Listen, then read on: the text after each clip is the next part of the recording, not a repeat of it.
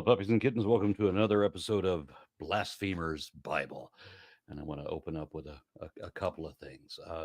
First, I've already toasted a departure for one of the four horsemen of atheism twice yesterday. But Lilith would like to raise a toast again. So Lilith, take it away. Oh, goodness. I didn't think I'd actually have to have something prepared. No, I just, the loss of Daniel Dennett is something I think it's important we recognize as a thinker, as someone who presented real tangible ideas about what causes some of the nonsensical religious thinking that we are all dealing with on the internet and in real life. And perhaps among the four horsemen, I don't think he necessarily always got the credit he deserved. But his work has been very impactful and not deep as well as wide. And I wish I could thank him personally for the contribution he made to freeing minds and to helping minds like mine free ourselves, which is ultimately the only way out. So thank you, Dan. All right. Another toast to Daniel Dennett. Yeah, he also started the Clergy Project with his wife, Linda DeScola, which was started out as an interview with pastors who were secretly atheist. They realized after years and years and years of preaching to their congregations, they no longer believed their own bullshit. Mm-hmm. And they discovered statistical trends with all of these people that when they no longer believed, and now they have to find some other avenue. How do I get out of this industry? I mean, I'm a 45-year-old man. I've been doing this for 20 years, whatever, and I don't know anything else. So they're trying to rehabilitate these people. But one of the things that they noticed was that when you come away from belief, even as a preacher, and now you realize that you're lying to your congregation, and now it's uncomfortable. And these people started reporting that they felt more tolerant of other people. They were certainly more tolerant of like queer folk and that, and they became less judgmental and more liberal. I mean, they changed the way they vote. They became more curious. They often went back to college and that sort of thing. So it's remarkable the number of things that happens to a mind that is finally cracked out of the what do you call it? The mind forged manacles. Yeah, apparently something like that. And I want to add something that a slight change of subject. So in the times that I'm not working on a project, in those intermediate moments, I every one of those intermediate moments is pretty much occupied by arguing with idiots on the interwebs. And of course, they don't realize that they're idiots because the first rule of Dunning-Kruger Club is that you don't know you're in Dunning-Kruger Club. One of these people told me moments ago that the claim itself is evidence of itself.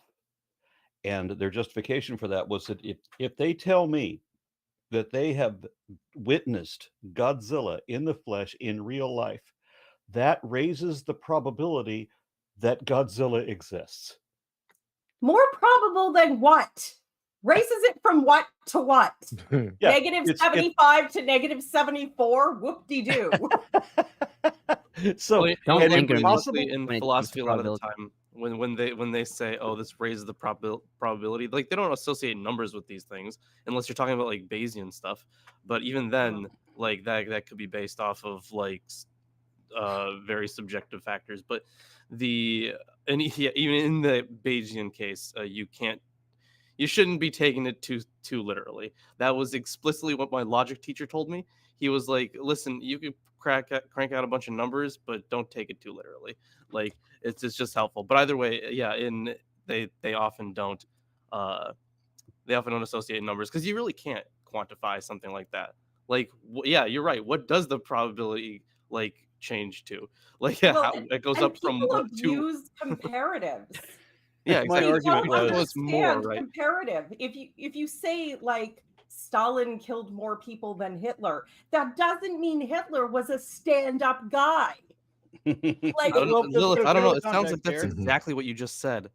Right. Yeah. That's the same thing. Yeah. Yeah. No. So there was another thing that I was putting on this is it's not It's not that it becomes more probable that Godzilla exists. It makes your claim more probably wrong. The impossible thing, the more impossible it is, you claim it, well, then it's more probably wrong. So, like, as a counterexample, I once saw an infant, a naked infant except for a diaper, that was balanced on one rib on the branch of a tree, and the baby had Charles Manson's face, long hair, beard, all of that. Now, which is more probable? That there's a bearded baby balanced in a tree, stuck to the peanut brittle that is the sky, or was it the PCP? I'm pretty sure it was just a mirror, Arn.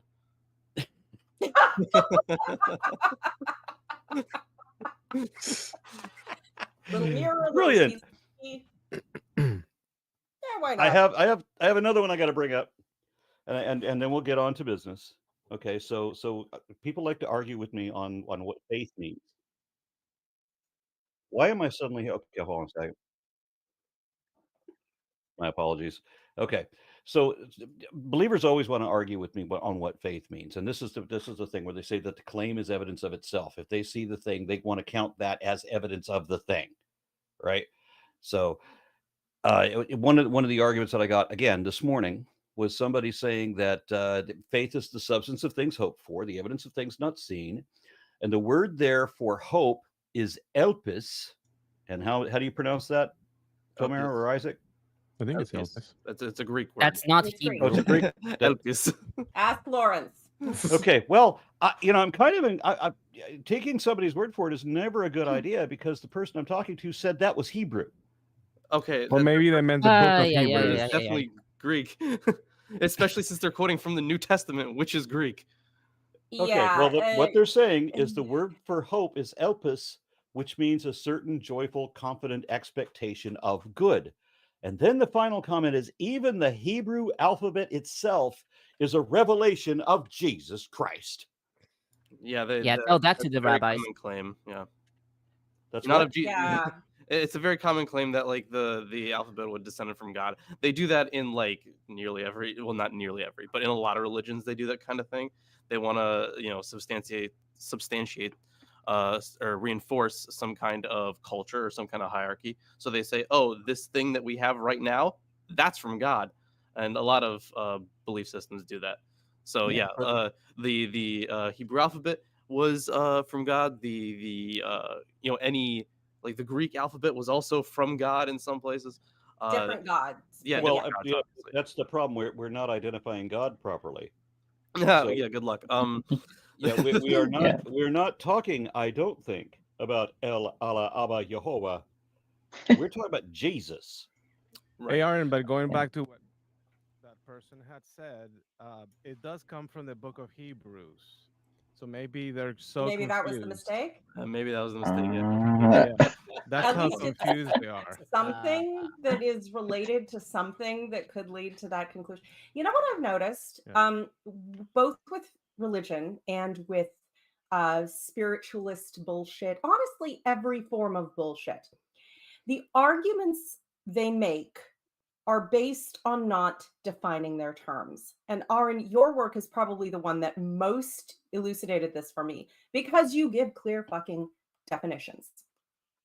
Evidence is a series of verifiable facts that are positively indicative of or exclusively concordant with one hypothesis over any other. Those are real clear words that I can use to understand something and make a point. And your woo peddlers, they talk about energy. They don't know what they mean by that. They're thinking of like, video game mana. And yet they're quoting scientists whose definition of energy is the capacity of a physical system to do physical work. If someone doesn't want to define their terms, it's because they don't want to face the fact that they're lying to themselves. Or they don't want you to know they're lying to you. I watched a seminar by some new age woo peddler, and I realized that she's saying all of these things very authoritatively, like she really knows what she's talking about. Absolute confidence. Oh, she certainly knows, right? She's the authority on all these things. But at the same time, Nothing she says is even testable. I don't even know what these words mean. How do we Neither did test she. what she's there's nothing that she says that we can test in any way at all to verify whether she's right. I don't have a definition for a lot of these terms until she mentions something about increasing the energies plural. That's interesting. But yeah, Like I this said, video game mana. bullshit. They're peddling bullshit is what they're doing. But The energy. so You know, if you had I been in the audience, my hand would have shot up at that point because I want to know these energies. Are they measured in rads, ohms, Newton, horsepower, calories? What are we talking about here? Because they're actually no, they're measured in all of those, except you stick an I at the end of them. So because they're imaginary. yeah, that makes, well, at least that makes mathematical sense. All See, right. Tomer, that's a math joke for you. I wasn't paying attention. Yeah, Sorry. there you go. the one math joke he will ever get in the entirety of this. No, there's going to be another one. I remember there will be another one. Okay, so we are going to get back on topic. Tomer says he's been having withdrawals. Yes. In this show. Poor Tomer. Well, So no, we are doing Judges. We had 6. two shows very quickly, close together. So we're doing Judges 6, and who is reading today? Ooh, Gideon. I can read. Yeah, I volunteer, Mark. Thank you, Mark. All right. I love the Read up. T-shirt, by the way, Mark. I want to get that T-shirt. That's adorable. Thank you. I love it too. It's atheist in Greek. Atheos. All right, I'm ready. Yeah, read to 24. Okay. And we're starting on Judges 6, right? Yes. Okay. Then the Israelites did what was offensive to the Lord, and the Lord delivered them into the hands of the Midianites for 7 years. The hand of the Midianites prevailed over Israel, and because of Midian, the Israelites provided themselves with refuge in the caves and strongholds of the mountains. After the Israelites had done their sowing, Midian, Amalek, and the Kedemites would come up and raid them. They would attack them, destroy the produce of the land all the way to Gaza, and leave no means of sustenance for Israel, not a sheep or an ox or an ass, for they would come up with their livestock and their tents, swarming as thick as locusts. They and their camels were innumerable. Thus they would invade the land and ravage it. Israel was reduced to utter misery by the Midianites, and the Israelites cried out to Yahweh. When the Israelites cried to the Lord on account of Midian, the Lord sent a prophet to the Israelites who said to them, "Thus said the Lord, the God of Israel, I brought you up out of Egypt and freed you from the house of bondage. I rescued you from the Egyptians and from all of your oppressors. I drove them out before you and gave you their land. And I said to you, I, the Lord, am your God. You must not worship the gods of the Amorites in whose land you dwell, but you did not obey me." Then the angel of the Lord came and sat under the terebinth at Ophrah, which belonged to Joash the Abizrite. His son Gideon was beating out wheat inside a winepress in order to keep it safe from the Midianites. The angel of the Lord appeared to him and said to him, "The Lord is with you, valiant warrior." Gideon said to him, "Please, my Lord, if the Lord is with us, why has all this befallen us? Where are all his wondrous deeds about which our fathers told us, saying, 'Truly the Lord brought us up from Egypt'? Now the Lord has abandoned us and delivered us into the hands of Midian."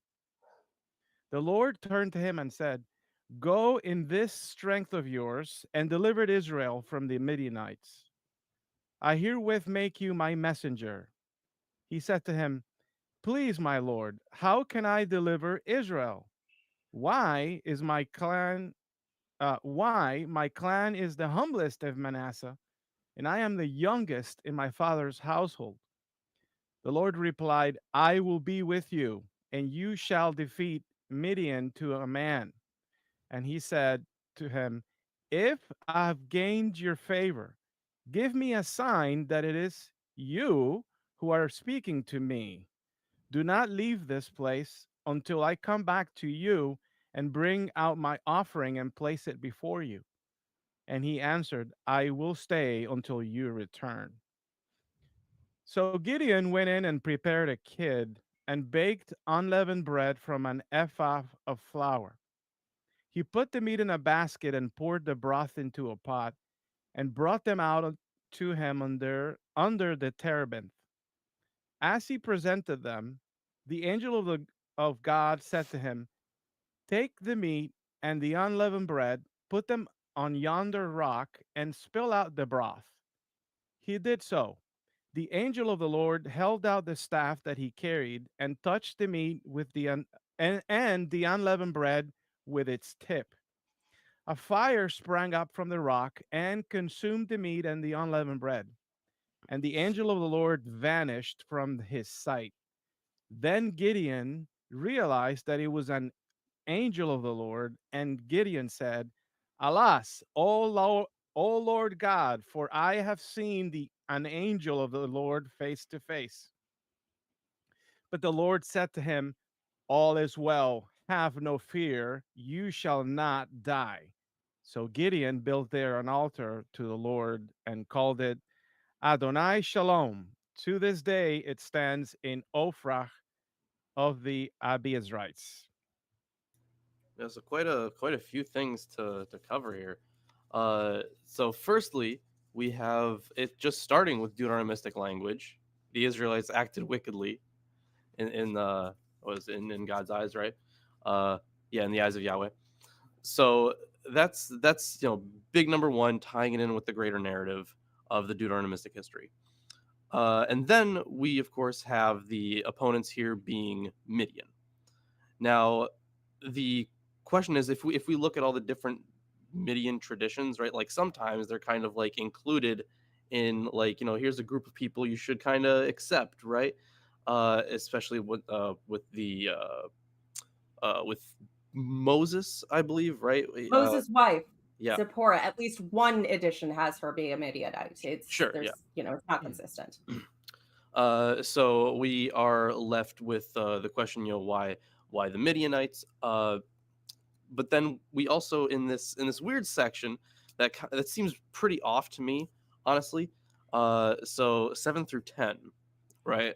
You have this inclusion of a prophet just showing up and saying these things, but his appearance is right before that of an angel, which seems kind of weird. And but of course the purpose here is probably to include, like, well, here's why they were getting persecuted, kind of thing, because we have what is in verse 10, I am Yahweh your God, you must not revere the gods of the Amorites. So this is kind of taking the assumption, okay, so their big crime that they are being divinely punished for is worshiping or revering the gods of the Amorites. That's the idea we're supposed to get in the whole thing. But it does seem kind of off to me because it is immediately followed by an angel calling Gideon. This is a pretty typical call narrative, honestly. Sorry. Especially the part where the fire consumes what was it, the wheat or the food? The bread, right? Yeah, consume the meat and the unleavened bread. And that is a motif in not just biblical literature, but also literature in the ancient Near East, where in order to accept an offering, it is often accompanied by the actual offering being consumed by fire. Sometimes from, like, whatever you're offering it to itself, right? So whether it be a god or an angel or a demon or whatever. And yeah, sometimes the spirit will divinely accept by going boom, and that's like, Yeah. And then one last bigger note on this. Where was it? Yeah, where he said, "Do not be afraid; you will not die." That's super important because one of the consequences to seeing angels or gods even is death, which and that was incredibly common in ancient Near Eastern literature. And there are a few points in the Bible that we get something like that as well. But we very often see this like, hey, don't worry, you're not going to die. But like the reason they even say, don't worry, you're not going to die is because in the ancient world, they carried the assumption that if you did see that, you would die. So, yeah. If you saw God's full glory, you would die. That's why you have the seeing the back, and the angels can sometimes be sort of like toned down God, puppet things, so they can be just glorious enough to scare the crap out of you and make you fall on your face, but not actually kill you by just looking at them. Right. There are a few parts in Judges where we will get that. Yeah, in Samson's father, for example, when they see the angel, he also says, "We're going to die." And then his wife says, "No, we're not." Yeah. It's probably quite a useful trope in mythological literature to use to say like, oh, they saw an angel or they saw God and then they died. It's very helpful. Oh yeah. So you don't have to worry about witnesses surviving. Yeah. Oh, and that's another reason to keep the unsanctified, unwashed masses out of the most holy places, whether it's Yahweh's most holy place or Baal's or anyone else. The inner sanctum is really intense with the glory. And if you were to offend by coming in and not being one of the priests who's going to benefit from this scam, and having observed all the proper rites and wear the special clothes, the God might just strike you dead for your impertinence, and it would be quite appropriate. And if they have to club someone on the head and drag them out and say, "Look, the God smited them," every once in a while. The justification of belief. The justification of belief is so strange. I mean, let's think about this for a moment. We were just talking about Daniel Dennett a moment ago, right? And what does Daniel Dennett look like? He's a bald man, long white beard, right? What did Charles Darwin look like? Bald man, long white beard. Daniel Dennett was an avid defender of Charles Darwin. Daniel Dennett said that Darwin was his favorite scientist, that he would put Darwin above everybody else for his discovery of natural selection. So Dennett is a great defender of Darwin. And what day did Daniel Dennett die? Yesterday, April 19th. What day did Charles Darwin die? April 19th. Coincidence? Obviously, they are incarnations, both, of the god Atheismus, who has gifted us these purveyors of reason to heighten our consciousness. And I'm sorry, I don't know enough woo to carry on. Sorry, I had to mute myself while yelling Falcor shut up, because all the dogs went off, because I don't know, something existed outside. I like how you're saying went off like they're alarms.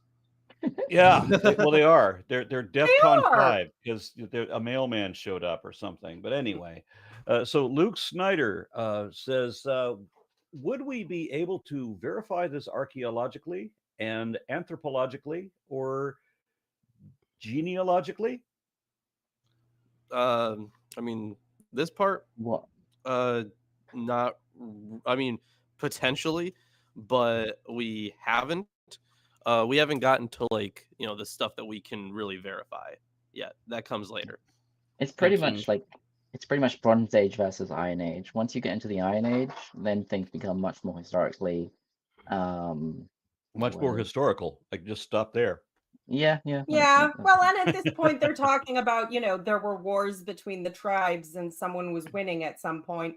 Yeah, there's probably some reality to that. It was the Bronze Age. That's kind of how they do. But, the magic god zapping rocks, little less likely. And it gets better. There are more fantastical claims of things that are to come. So yeah, it feels like a much later story. Those aren't historical, they're hysterical. Oh, yes. Well, thank you for that.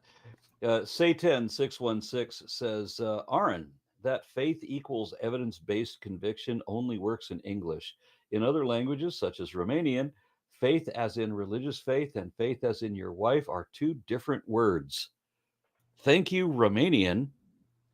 Yeah. I wish we could have that in English. Even I mean, yeah, of course, in different languages, it's all going to be different. But like, because with the word that they're using for it, right? They're probably pulling from the Greek pistis, right? So pistis. What does pistis mean? Knowledge of God. I don't know. I mean, the English word faith comes from the same place that like fidelity. Many of my critics, Latin. Many of my critics want to pretend that I have no idea what pistis means. So I just the thing is, it's as a word, pistis can mean a lot of things. It can mean either the actual it could be translated as faith, or it could be translated as evidence. There is I'm serious, Aaron. There's a phrase in Greek, pistis ek biou. That one actually means proof from life, which is like, and it's anecdotal evidence basically. That's what I was going to say. It sounds like an anecdote. It sounds like subjective. Yeah, it is, yeah. But okay. in any case, pistis is like the reason you believe something. Okay. That is the core of pistis. But there are different ways that we can translate it into English. But yeah, the thing is, Greek is a very dynamic language, and there isn't exactly like, there's usually not like a solid like one way to use this rule for most words, I would say. There are of course like some like really specific ones that are like super long, and they're just like made of like a whole bunch of smaller words. What are they called? Composites, right? Or compounds. I forget which one it is. And for those words, yeah, they're like super specific. They only appear once and they mean with this one thing, right? But stuff like pistis or logos, they mean a wide variety of things. And they're just kind of, the only thing that relates them is like the idea of the word more than the word itself. It's yeah. The word faith, a lot of Christians will try and pretend it means trust. And there was a time, in more archaic English where I must keep faith, my troth is pledged forsooth. And that in a sense that did mean trust, and that's not what it means now. You could literally somebody was arguing define today. I'm sorry. Oh, sorry. It's belief based on conviction rather than evidence. That's what it is. People will pretend it's something else. Don't let them get away with it. That's the distinction that I have to make with these people all the time. When they tell me that I'm wrong, that faith is not a belief that is independent of evidence. And then I ask them, okay, so you're telling me that they say that faith is dependent on evidence, that it's just exactly the opposite of what all the definitive sources say. So faith is dependent on evidence. Okay, well, if that's the case, then there was a time when you didn't believe and there were facts in evidence that convinced you. And subsequently, there could be other facts that could also change your mind. So tell me, what objectively verifiable data convinced you that this was true? Or are you full of shit and you've just always believed whatever you were told because of an erroneous assumption of authority? And the answer I got was that the authority of Scripture is well spelled out by Jesus Christ in the Gospels. I'm like, okay, so by your own admission, I'm right. Your belief is not based on evidence. It's based on an argument from authority. Mm-hmm. But they don't ever get that. They'll just tell me I'm wrong all day long while proving that I'm right. That is, in fact, the thing. I was reading the article from BDAG, what I recognize as the authoritative lexicon for the Greek in the New Testament. They define it, there's different definitions, but they actually cite Hebrews 11, where this comes from, saying that, their definition is the state of believing on the basis of the reliability of the one trusted, So it has to do with the one has an authority claim. So what if the authority is unreliable? Then the faith is unreliable. Well, and people have trusted. I have believed people on completely non-religious things and trusted them. People I thought I had good reason to trust and trusted deeply, and I was fucking wrong, and it fucked me over. So, like, let's not pretend that none of us have ever believed someone who was full of shit and paid the price of believing on faith. You know, even if it's just believing the word of a friend who turns out to not be who you thought they were. Got another comment from Matt White who says that Aaron, further your point, God looks a lot like the cricketer W.G. Grace as seen in Holy Grail. And don't apologize either. Every time I try and talk to someone, it's forgive me this, and I'm sorry that, and I'm not worthy. Thank you. And then Sailman. Aaron, before you read this this message, I just want to say that as an Israeli person who is also affected by the war, I'd rather we wouldn't talk politics. I didn't look at it before I started to read it, so I hadn't. All right, I will respect your request. I would also point out that Tomer's opinion is probably a lot closer to yours than you think. If you're gonna be giving criticism here, just might be. So it's anyway. It's an awful situation, and we all know that. But that doesn't mean that everybody on the ground agrees with. Americans here, you can all agree that you don't agree with everything your leaders do. I'm pretty sure. Yeah, and it's probably, and it might not be the people. It might be the leader. Let's probably look at it in that context. Sometimes it's a bit of both too, and it's always, unfortunately, reality is more complicated. And unfortunately, you don't have a lot of good options for leadership in the States, if I might say so. That is I've noticed a similar pattern. Yeah. Although I think we can all agree, fuck war. Yeah. Yeah. Make love, not war. Please. And I want to, dear God, be bonobos, not chimpanzees. I want to thank Mark for reading this. What he read, this Gideon story so far, reminded me of the true word. Or the true word of someone who actually was revered as God. And I'm going to just quote a few lines from a psalm, if I may. See 10,000 ministries, see the holy, righteous dogs.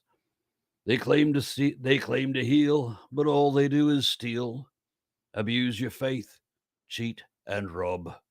If God is wise, why is he still when these false prophets call him friend? Why is he silent? Is he blind? Are we abandoned in the end? See, that's a great song. I'm sorry, a great psalm. Thank you. That was God Was Never on Your Side by Motorhead. Classic. Honestly, considering what he does to the people who he claims to be on the side of, I think that's a good thing. Also, that was Jewish used... prayer, "Oh God, in your mercy, choose another people." That song was also used in the season 14 finale of Supernatural, and it worked great. When God turned heel, it was awesome. No, I haven't ever seen it, so I'll have to look that up now. It's oh my God, it's beautiful. Ackles is okay. beautiful. So I think, are we ready for Tomer? I guess. Are Tomer, you all done? give it to us. Give it to somebody us. In the comments said they were having Tomer withdrawal. It's true. Yeah. I think I was Matt White, and he actually wanted a comment on Discord to help with that. I remember.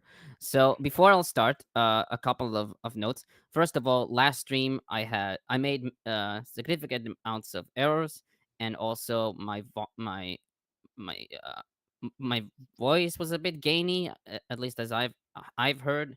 I hope that my microphone is distance, I guess. So if I sound a bit louder, then please let me know, and if not, I apologize. Now I'll start on the commentary. Verse 1: The Israelites did evil in the eyes of the Lord. Previously, it was said that the Israelites added vayosifu, evil in the eyes of the Lord, as in 3:12 and 4:1. But now they do ya'asu, evil. Rashi, based on Midrash Tehillim 18:6, writes that scripture stated they added because their iniquities accumulated. However, through the Song of Deborah, they were granted forgiveness for all that they had perpetrated. But now they began sinning again. Butler notes Wolfgang Bludorn's opinion that the absence of Vayosifu should be seen as the beginning of a new sequence of judges, leading up to Samson and an increase in Israel's evil actions. And I should note Origen, who writes that as the people of Israel were handed over to physical enemies when they neglected God's commandments, so Christians, as the spiritual Israel, may expect to face demonic powers when they forsake God's grace. Okay, I still have not seen any demons, and I've been forsaking the grace hard. So, Samuel, want to hook me up?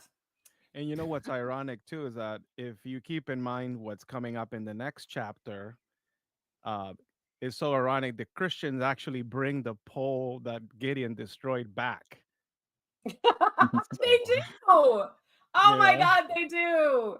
With the magic wooden totem that you have to take around and wave at shit for your magic. Oh my God. Yeah. Now on verse 5, their camels. This phrase is omitted from 4Q Judges A and Vitus Latina. The Lucianic recension of the Septuagint reads, they brought their tents and camels as many as locusts. While Nelson supports this rendition, Fernández-Marcos writes that this is a typical case of textual fluctuation and that the Masoretic text does not require emendation. Is this another one of those they had camels when camels weren't really around, or were camels around by now? Well, the thing is they were around, but like the thing is they weren't domesticated, until the first millennium. So obviously. Yeah. Mm-hmm. Now on verses 7 through 10, these verses are omitted from 4Q Judges A. Fernández-Marcos writes that verses 8 through 10 are generally seen as a literary insertion, attributed in the past to an Elohist source, but nowadays is seen as a piece of late Deuteronomistic redaction. In the Tiberian manuscripts of the Masoretic text, i.e. Aleppo, Leningrad, and Cairo, these verses appear between two ptuchot, which according to Fernández-Marcos may represent a late secondary abbreviation for liturgical or other purposes. Some commentators, however, reject seeing them as a later addition or later insertion. Nelson, for example, writes that no other witness supports 4Q Judges A, and it may have been an abbreviated text for liturgical or other purposes. Sasson writes, quote, the lamentable nature of the fragment, the omissions of phrases, the liberty taken in reshaping verbal forms, and the many errors it contains would caution against such a sweeping judgment, end quote. Butler notes Amit's opinion, quote, these verses should not be seen as a later insertion, nor as an arbitrary combination of sources, but as part of the systematic and tendentious shaping of the editing of the cycle and its incorporation within the book, end quote. However, Smith and Bloch-Smith rebuke Sasson and Nelson, noting that the MT has its own textual problems and alterations, and, citing Jason Bembry, quote, there is no trigger that would induce scribal parablepsis, end quote. They conclude, quote, verses 7 through 10 are arguably late, perhaps post-Deuteronomistic. The unit's geography is decidedly vague about Israel and the Midianites, with even fewer details provided about them compared with a fairly minimal picture in verses 1 through 6. A late dating based on these considerations is also consistent not only with its mixture of Deuteronomistic and non-Deuteronomistic terminology, but also with Frank Pollack's conclusion that this unit shows the later intricate quote-unquote style of prose writing in the Book of Judges. And I've also asked Kip about this, and he wrote to me that in cases like this, it seems more likely to me that the text omission is not the result of an error, but evidence for the existence of an earlier text that scholars have already been positing for over 100 years. Sounds a bit like a Q hypothesis. Similar, obviously not the same. Well, I mean, we already know that the Deuteronomistic historian used sources, but absolutely, the question's always like, what are those sources? So, and how many of them would have there have been, and considering that they probably all burned down. Also, would they have just like taken traditions about these things and kind of reworked them to fit their the framework of their day, which is very possible. That happens a lot. So I'm not sure about the this whole persecution from the Midianites thing, but it's with Israel's history, right? They in those early days, there was definitely they were getting screwed over a lot. Let's face it. We can tell that from archaeological evidence too. But the thing is, I could see why they would, there's a reason that the word that the phrase or I guess it would be the word, I don't know, the nations, right? Why that represents the enemies of Israel consistently. It's because the nations continuously fuck them over. It's kind of amazing that this God that is such a bad God, effectively, like if everybody has their own God who's in their corner trying to make them, Yahweh is just a failure on every level of what you would want from a God in that context and time of, keeping you safe and giving you power and at least, security in your own lands, if not invasion into the lands of others. And he sucks at it. He sucks at it so bad. And somehow his failure is what made him carry on, because there's this weird thing with faith, and it's observed in many cases. In many cults, more specifically, it could be very more closely studied because it's more, intense, where if a prophecy is made and the prophecy is not fulfilled, something about our brains, faith increases more than if the prophecy is fulfilled. And I don't understand why that is, but it is something that is part of human psychology, and it's crazy. Yeah, that's part of the main. That's one of the reasons that Van Setters actually argued for this, this whole thing being post-exilic or exilic, right? Where he essentially is like, listen, even the parts where we're gonna get to the dynastic promise eventually, but even at places like that, it's like you're always showing this hope. This hope is always there. So just being patient with it has increased their faith in it, even though obviously has not worked out for them. Jam tomorrow, same as the narcissistic abuser. Everyone narcissist bingo. Jam tomorrow on your bingo card.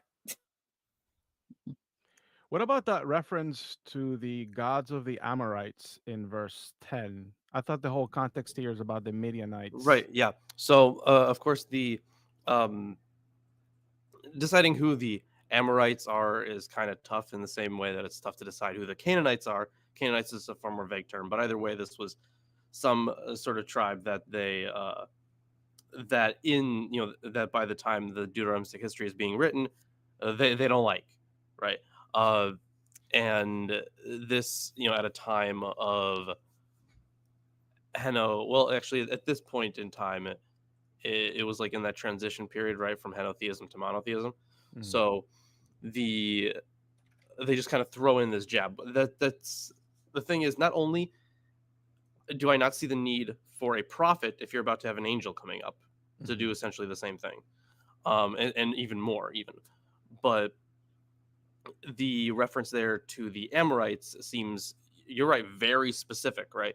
So to me, this actually kind of looks like this part was added later, Like to me, that part looks just so out of place that it seems to be like, listen, in this certain community, we have an issue with the Amorites, so now I gotta be polemical against the Amorites, which is what that seems like. I could see that definitely. And, even in the case of things that were written Deuteronomistically, it was compiled post-exilic. So there can be some glosses and additions and things you can slip in. It's kind of interesting because there is this thing with sacred texts where you don't want to actually take anything out, even if you add things in the margins and kind of try and gloss it. You don't want to remove anything. And I don't know if it's superstition or fear of, the divine, or if it's just that people have things memorized, or people like me existed and would have been like, no, I was there. And I don't know. But it's one of those ways that you end up leaving the trail of breadcrumbs for all the ways that things have been adapted and bits have been added here and there. Because while they will add, they're a lot more hesitant to subtract. I should note Smith and Bloch-Smith here. In this context, the Amorites neither hail from a particular region, unlike their locations specified elsewhere in Judges, along the coast in 134-36, and in Transjordan in 10, 8, and 12, but not in the Central Highlands, nor appear in a list among the various people living in the land, Judges 3, 5, and 10, 11. Here, the Amorites represent all non-Israelites in the land, which may be a late simplification, perhaps following the usage in Joshua 24, 14-18. Got another comment to read from Fact Junior Roll, offers $9.99, ends up talking to me, I guess. Says, you were one of the first people I watched on my journey away from Christianity. I believe I started with the Jesus Wasn't Jesus video. Appreciate the work. Thank you very much. Saleman offers $1.99, and pursuant to the previous note says, I do apologize if I offended anyone. Thank you.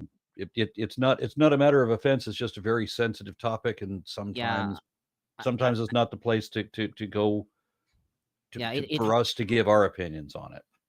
I will say personally, it harms my mental health. So, You gotcha. have to keep yourself safe. Anthony Ray offers $20 and says the world needs more atheist billboards. Rah rah peace, and then a bunch of symbols I don't know. Baby hit the bong. And as I alluded with the PCP experience earlier, that is the reason I do not imbibe. Honestly, if I saw a baby with the face of Charles Manson, I also might be hesitant to imbibe. But I should, when I top up my coffee, I'm going to go get a little happy honey. Okay.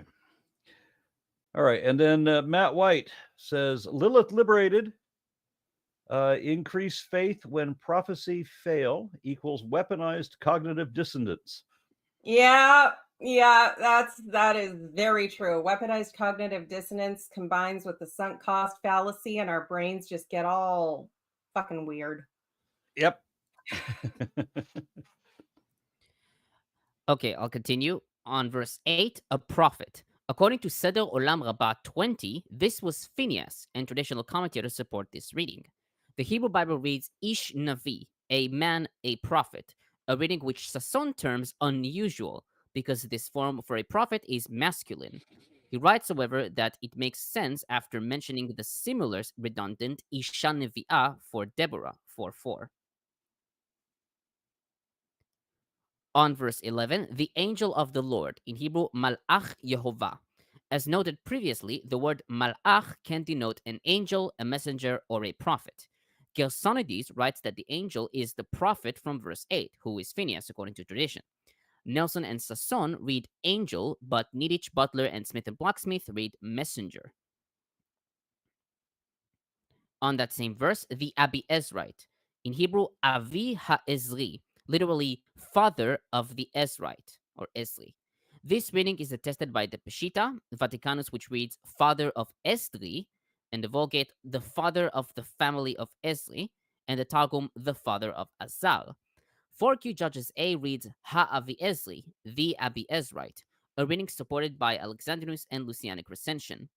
Fernández-Marcos writes that, quote, there is no sufficient evidence to change the MT, end quote. And Butler comments, MT is definitely the harder reading and is supported by both Septuagint traditions in reading the first half of the term as a separate word, Avi, father. Perhaps we have haplography here in not copying one of the two consecutive Avi original readings, though all translations reflect the Dead Sea Scroll reading of Abi Ezrite alone. Bloch sees MT as a gentilic modification of the combined term. The MT spelling also appears in Judges 6:24 and 8:32. On Gideon, his name is derived from the root Gimel Daled Ain, hew or hew down, according to BDB Dictionary. You gotta get up. Smith and Bloch-Smith note that the name may refer to a person's poor physical condition, which is an unlikely name for a warrior hero. Nelson writes that the name could serve as a battle moniker, i.e., he is a fighter that cuts or hacks down an enemy, as seen in 1 Samuel 2:31 and Lamentations 2:3. Amit compared the root with that found in Deuteronomy 7:5, which orders to cut down the Asherahs, which may indicate his role in verses 25 to 30. Smith and Bloch-Smith, however, note that the root Gimel Daled Ain is not used for cutting down the Asherah in verse 25b, but, quote, still the root sense may evoke that sense in verses 25 to 30, while in verses 11 to 24 it denotes Gideon's military prowess. And I have a quote by Ambrose. He writes, Gideon's selection as deliverer and his threshing in the winepress prefigure Christ's incarnation and the refinement of the saints. Dude, these fucking church fathers, they were on something, man. And you know that I heard, I've been listening to Mark Driscoll because I did an episode on the recent stuff.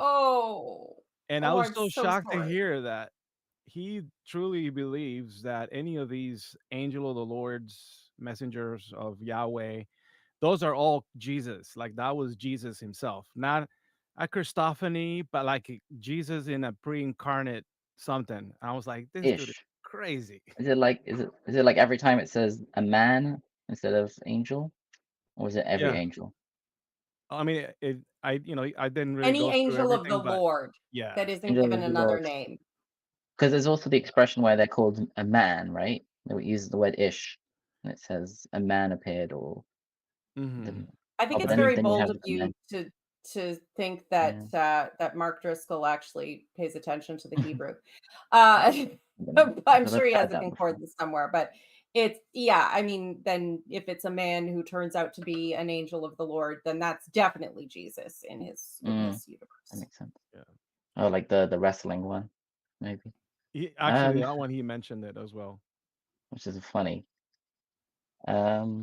So I had a little thing on verse 11, just like a bit of context. So it says at the end that Gideon was beating the wheat inside the winepress to keep it safe from the Midianites. And the context is just like, normally you would do threshing outside, and a winepress wouldn't have been used around the same time as the harvest of wheat. So the Midianites who were maybe, looking to steal food, they wouldn't have thought to look inside a wine press, since you don't really use it that time of the year. So you hide inside a wine press and do your threshing there in secret. You do the wine at the threshing floor and the threshing at the wine press so that you can keep some food for yourself, because starving people is bad. And then, but it's honestly the vibe. There was always, I don't know, different pastors take this differently, but a lot of pastors would point to Gideon as being somewhat cowardly. I don't know if that's the Jewish perspective on it, but I know for a lot of It's because Christians, he asks for too many symbols. That's it. signs. The fleeces and the proofs and everything. Wait here until I bring an offering is perhaps acceptable, but there's a lot of, this would have been an early indicator in the story that he has insufficient faith, as opposed to being, pragmatic and wanting to eat. To be honest, I don't remember learning about Gideon at all. So well, I see a claim where, according to Midrash Tanchuma and Yalkut Shimoni, Gideon was a rek, i.e., he was a commoner, simple? like Ama Aretz, like So I need to check the source. I also picked up a little bit. I don't know if you all noticed, but I get a bit of a Moses in this whole encounter too, because he like Moses kind of And gives David. Yahweh this answer like, well, like I'm kind of the least of my brethren or whatever. Like kind of like when Moses said, what qualifies me to confront Pharaoh and whatnot. And then Heroic Yahweh, humility overdone. Yeah. right. And then Yahweh kind of gives him here that same response that he did to Moses, like, I will be there with you. Like, why do you care so much of the name? Because I'm going to be Mm. there. And then there's the whole involvement of the signs that he performs in front of Pharaoh. I don't know. I just get a sense that there's maybe a little bit of emulating here of Moses in Gideon, perhaps. Well, Nelson writes that further. First, he notes that there are also parallels between the calls of Gideon and Moses, both following an outcry by the people. Both involve the commissioning of in Yahweh's promise, "I will be with you." However, parallels between Moses and Gideon are sometimes overemphasized. That both involve fire provides an unconvincing parallel, and other perceived similarities stem from the pattern of the shared all-story genre. Yeah, I agree with that. Like some of it's just like too vague to be like, oh, there's some connection here, like the fire. Like they're using completely different ways. yeah. Yeah. And Fire also is the biggest similarity is like it's such a common trope in the Bible where the youngest is the the youngest son of the weakest family, the younger brother, it's always the young. I think even David is also like the youngest son. yeah. It's like God always likes the weaker younger son who couldn't win fairly. Yeah, and this is supposed to show God's power because he took the weakest possible thing to Oh. use for his victory, like, Alex in the death tournament using a butter knife against a dragon. If there's any S&D tier fans, they'll know what I'm talking about, but that's pretty niche. And I'll spork your ass. and then but it's there's this weird combination of exaggerated humility and exaggerated bragging that is just so iconically religious and honestly really gross. Okay, I'll continue on verse 12. Mighty warrior, in Hebrew, Gibor HaChail. Amit notes that this title has different meanings.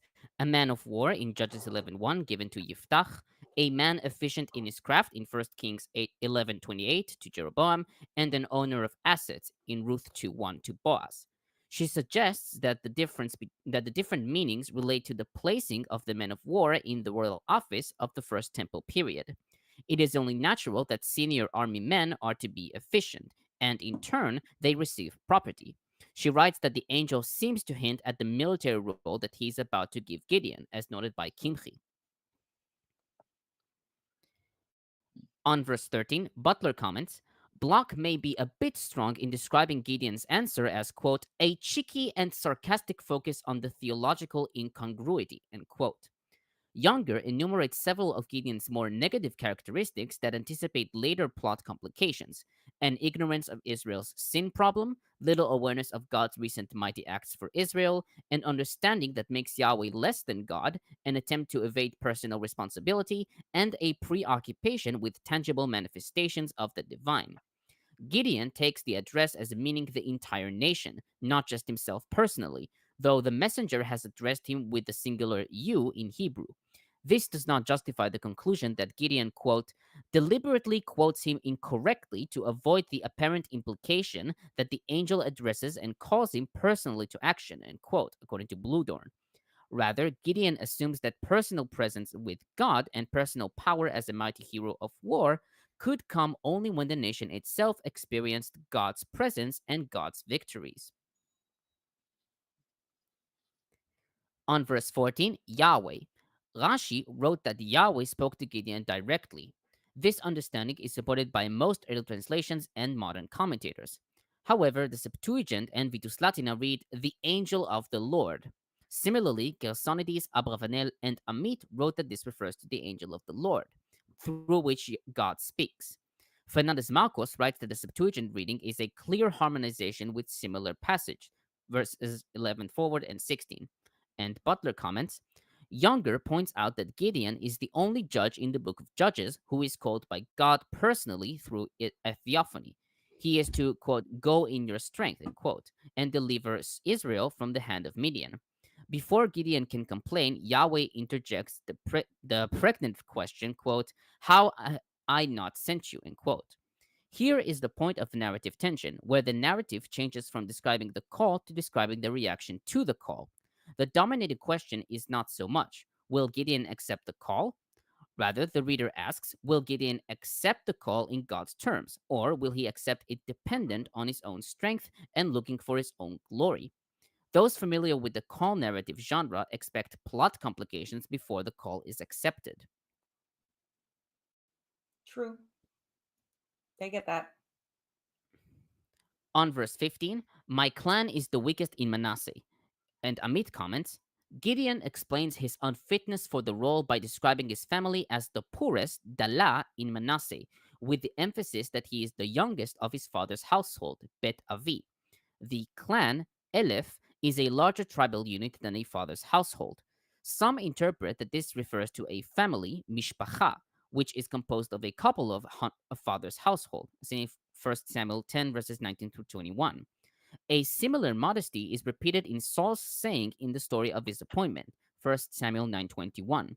It seems that such a refusal, which is a polite evasion, is anchored by a model of appointment stories, since according to the story's information, the family of Gideon is portrayed as a wealthy family with fields, stocks in verse 19, cattle in verse 25, and a dozen of slaves, verse 27, and whose territory has the city's altar, verses 25 to 32. On verse 20, the angel of God. Previously, he is called the angel of Yahweh. Likewise, early translations render the angel of the Lord. Smith and Bloch-Smith note that this discrepancy has led its emendation, or quote, has led to its emendation, or quote, arouses the suspicion that the verse is by a different hand, end quote. They write that the story reads reasonably well without this verse, and as an addition, quote, it would serve to specify the manner of the disposition of the meal's elements that the divine messenger desires, end quote. For these reasons, they read it as an addition. Sasson, however, writes that by removing the verse, we miss Gideon's participation in the miracle. On that same verse, pour out the broth. Sasson comments, potentially crucial is the instruction to pour out, shafach, the broth, marak. The verb is one of many that has to do with liquids. The word shafach, however, suggests a sudden dumping and is often associated with blood, either of sacrifice or in a metaphor for reprehensible murder. So the angel is not asking for a libation. At the same time, he is not being precise enough about where to spill or on what, except that it would be done in proximity of the rock. It is tempting to think him targeting the bread and meat. If this were so, the narrator would be promoting a motif more fully shaped in Elijah's confrontation with the priests of Baal. There, heavenly fire consumes the offer on an altar after it was soaked with water, seen in 1 Kings 18, verses 30 to 38. Perhaps he is leaving it up to Gideon to decide whether or not to sharpen the test. In this case, this would be yet a third countersign, the fourth one coming soon after. Yeah, it's I do wonder at that. It would make more sense and be more impressive to just light shit on fire with your stick if he had poured the broth over the other, but it doesn't specify. And finally, verse 21, fire flared from the rock. Nelson notes that the visitor does not eat, but rather an extraordinary fire jumps up from the rock and eats, tochal, what is offered. This shows that it is a sacrifice which has been accepted, as in Leviticus 9:24, 1 Chronicles 21:26, and 2 Chronicles 7:1. The fire comes up from a rock and not down from heaven, which indicates that the angelic apparition is none other than Yahweh on earth. Smith and Bloch-Smith, however, write that while fire is a sign of divine presence, this view conflates the identities of the deity and the deity's divine messenger. That's it from a commentary this part. Sweet. Okay, so I'm a little confused again because we have this guy, we have him talking not to God face to face. He's talking to the angel of God face to face. Whereas if this was a wrestling match, then it would be God face to face, but not God, because the commentators say that was an angel, but here they're saying that the angel is God. Yeah, remember that at this point in time, at least, the Deuteronomistic authors believed that anyone who would see God would die, which is why a lot of the time we get these angels appearing instead, or why, importantly, in Ezekiel, for example, when he sees this big crazy vision, right, he sees the likeness of God. He doesn't see God, he sees his likeness, so something that is like him. No, but we were made in God's image, so this could be any random dude. Well, listen, I don't care about that, about being made in God's image, but when it comes to seeing like the being, right? Like there's a reason why the author of Ezekiel is like, I didn't see God, I saw the likeness of God, and this there are But other. then God has to assure him, "Don't worry, you're not going to die." Right? This is the There's a whole angel of bunch the of other Lord. stuff It's going like, think of them like, remember, this is an earlier idea of angels, so they're more like God's hand puppets. Okay, Yeah, God is like like Kermit the okay. Frogging this angel, so it's kind of God, but it's only a little bit of God. It's only the little bit going. So it's like you can see Alanis Morissette, but you have to listen to Alan Rickman. Okay, it's like because if Alanis Morissette speaks herself, Alan Rickman first has to warn everybody to cover their ears. Yeah, or they'll all be destroyed. Much. Yeah. I'm getting that somehow you haven't seen Dogma. I've seen Dogma, but it's been like 15 years. Okay. I remember the Buddy Jesus part. I remember Carlin, right? Yeah. Carlin. Yeah, right. And then I don't remember much more past that. Okay. I remember the golden calf scene. That was funny. Yeah. And then Matt White throws in that panel. Who here received a Bible paid for from the will of Philip Lord Wharton? I've received many Bibles during my life. I don't know that any of them fit that description. Paid for from the will of Philip. No, I don't know who that is. Well, yeah. Luckily, I get critical commentaries. I don't know what that is. Let's keep it that way. Matt White. Now we need clarification over here. Okay, so are we moving on then? Because I'm still confused about how. What's that? I thought it was no. Go on. Yeah, I think we're moving on to the next section. Yeah. Okay. There's someone in the chat who's claiming that this angel is Metatron. Metatron. That's Alan Rickman's character. That was Alan Rickman's character in Dogma. Okay, that makes more sense. Okay. No, but I think I don't know if this person's coming from the sense of the film or if he's a Christian, because his next quote was, he's also called Yeshua Sarha Panim, which I'm almost sure literally means Minister of the Interior. So I don't know where he got that title from. That's pretty funny. Well, he's a Christian troll who's trying to get people to engage in debate, cesspools about logic and pretending that making stupid assumptions about worldviews, and it's just. Are we talking about the idiot in the chat who thinks that the worldview of not wanting to be fooled into believing things that are not evidently true cannot be justified, and is somehow self-refuting because being like, that's bullshit is completely impossible. Well, here's the thing. If anyone seriously considers that this is Metatron, just first of all, go read 3rd Enoch, because that's where Enoch becomes Metatron. Ooh. So I haven't read 3rd Enoch. I have to read that. It's not a Christian. I just the name. It's more maybe a Muslim or maybe Someone making a joke. Yeah, not Christian.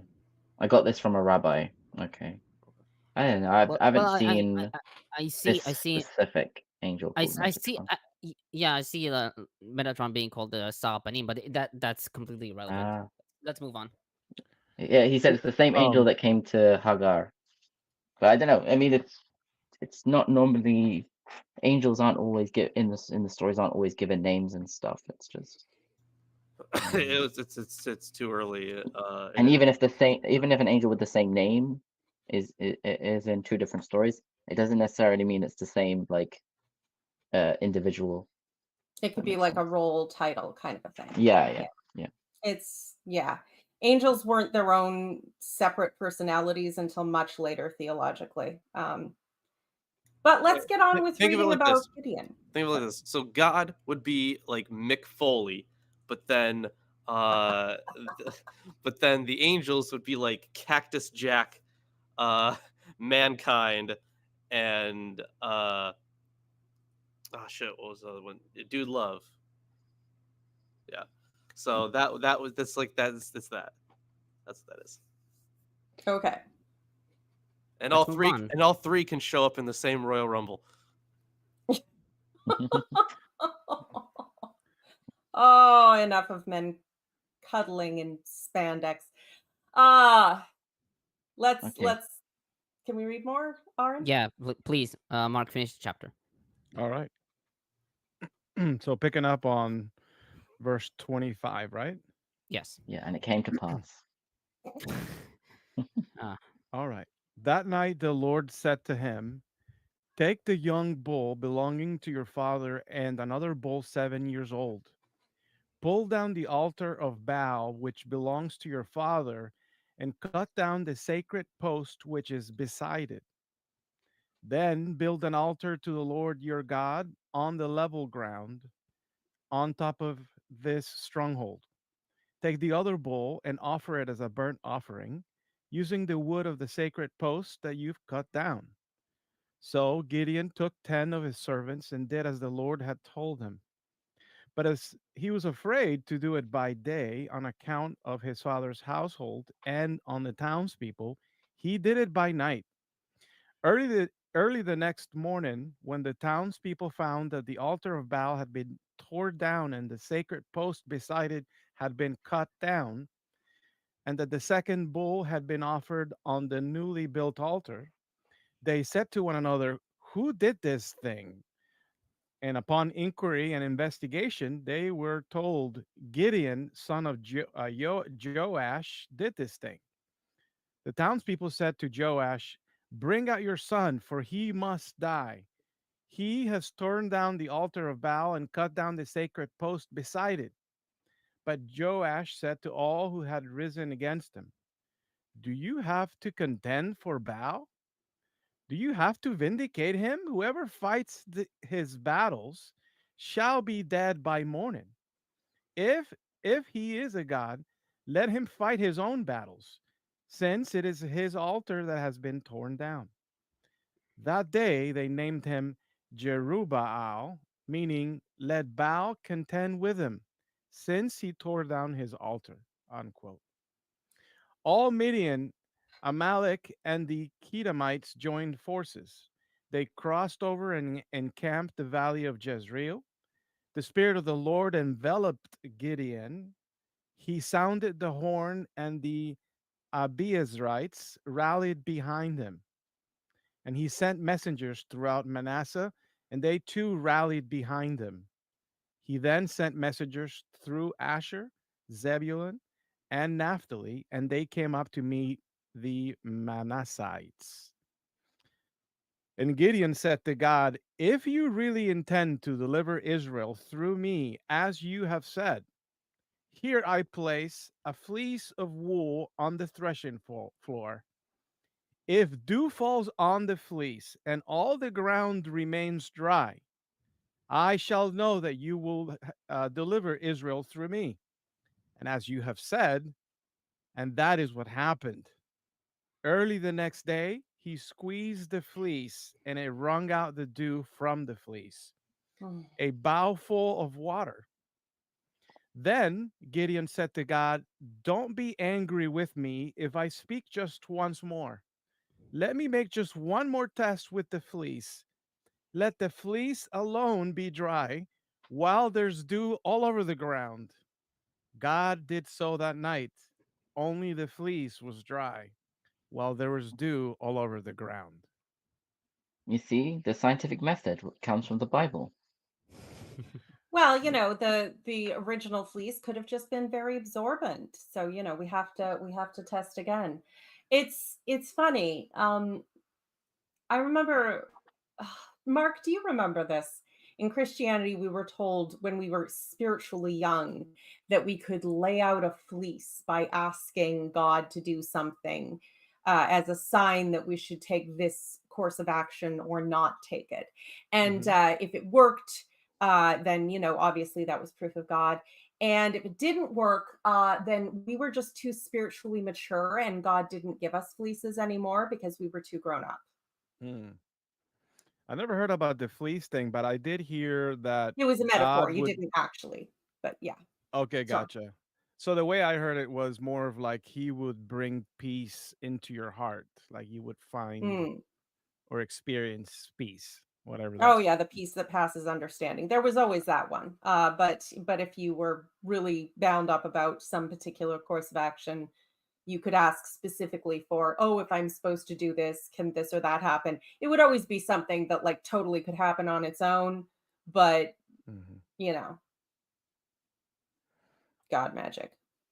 Yeah, here we have a case of miraculous sham wham, is the way I see this. Oh my God, God is the Microfiber. ShamWow guy. Maybe in Europe it's not a thing, but here we have this sham wham is a microfiber towel.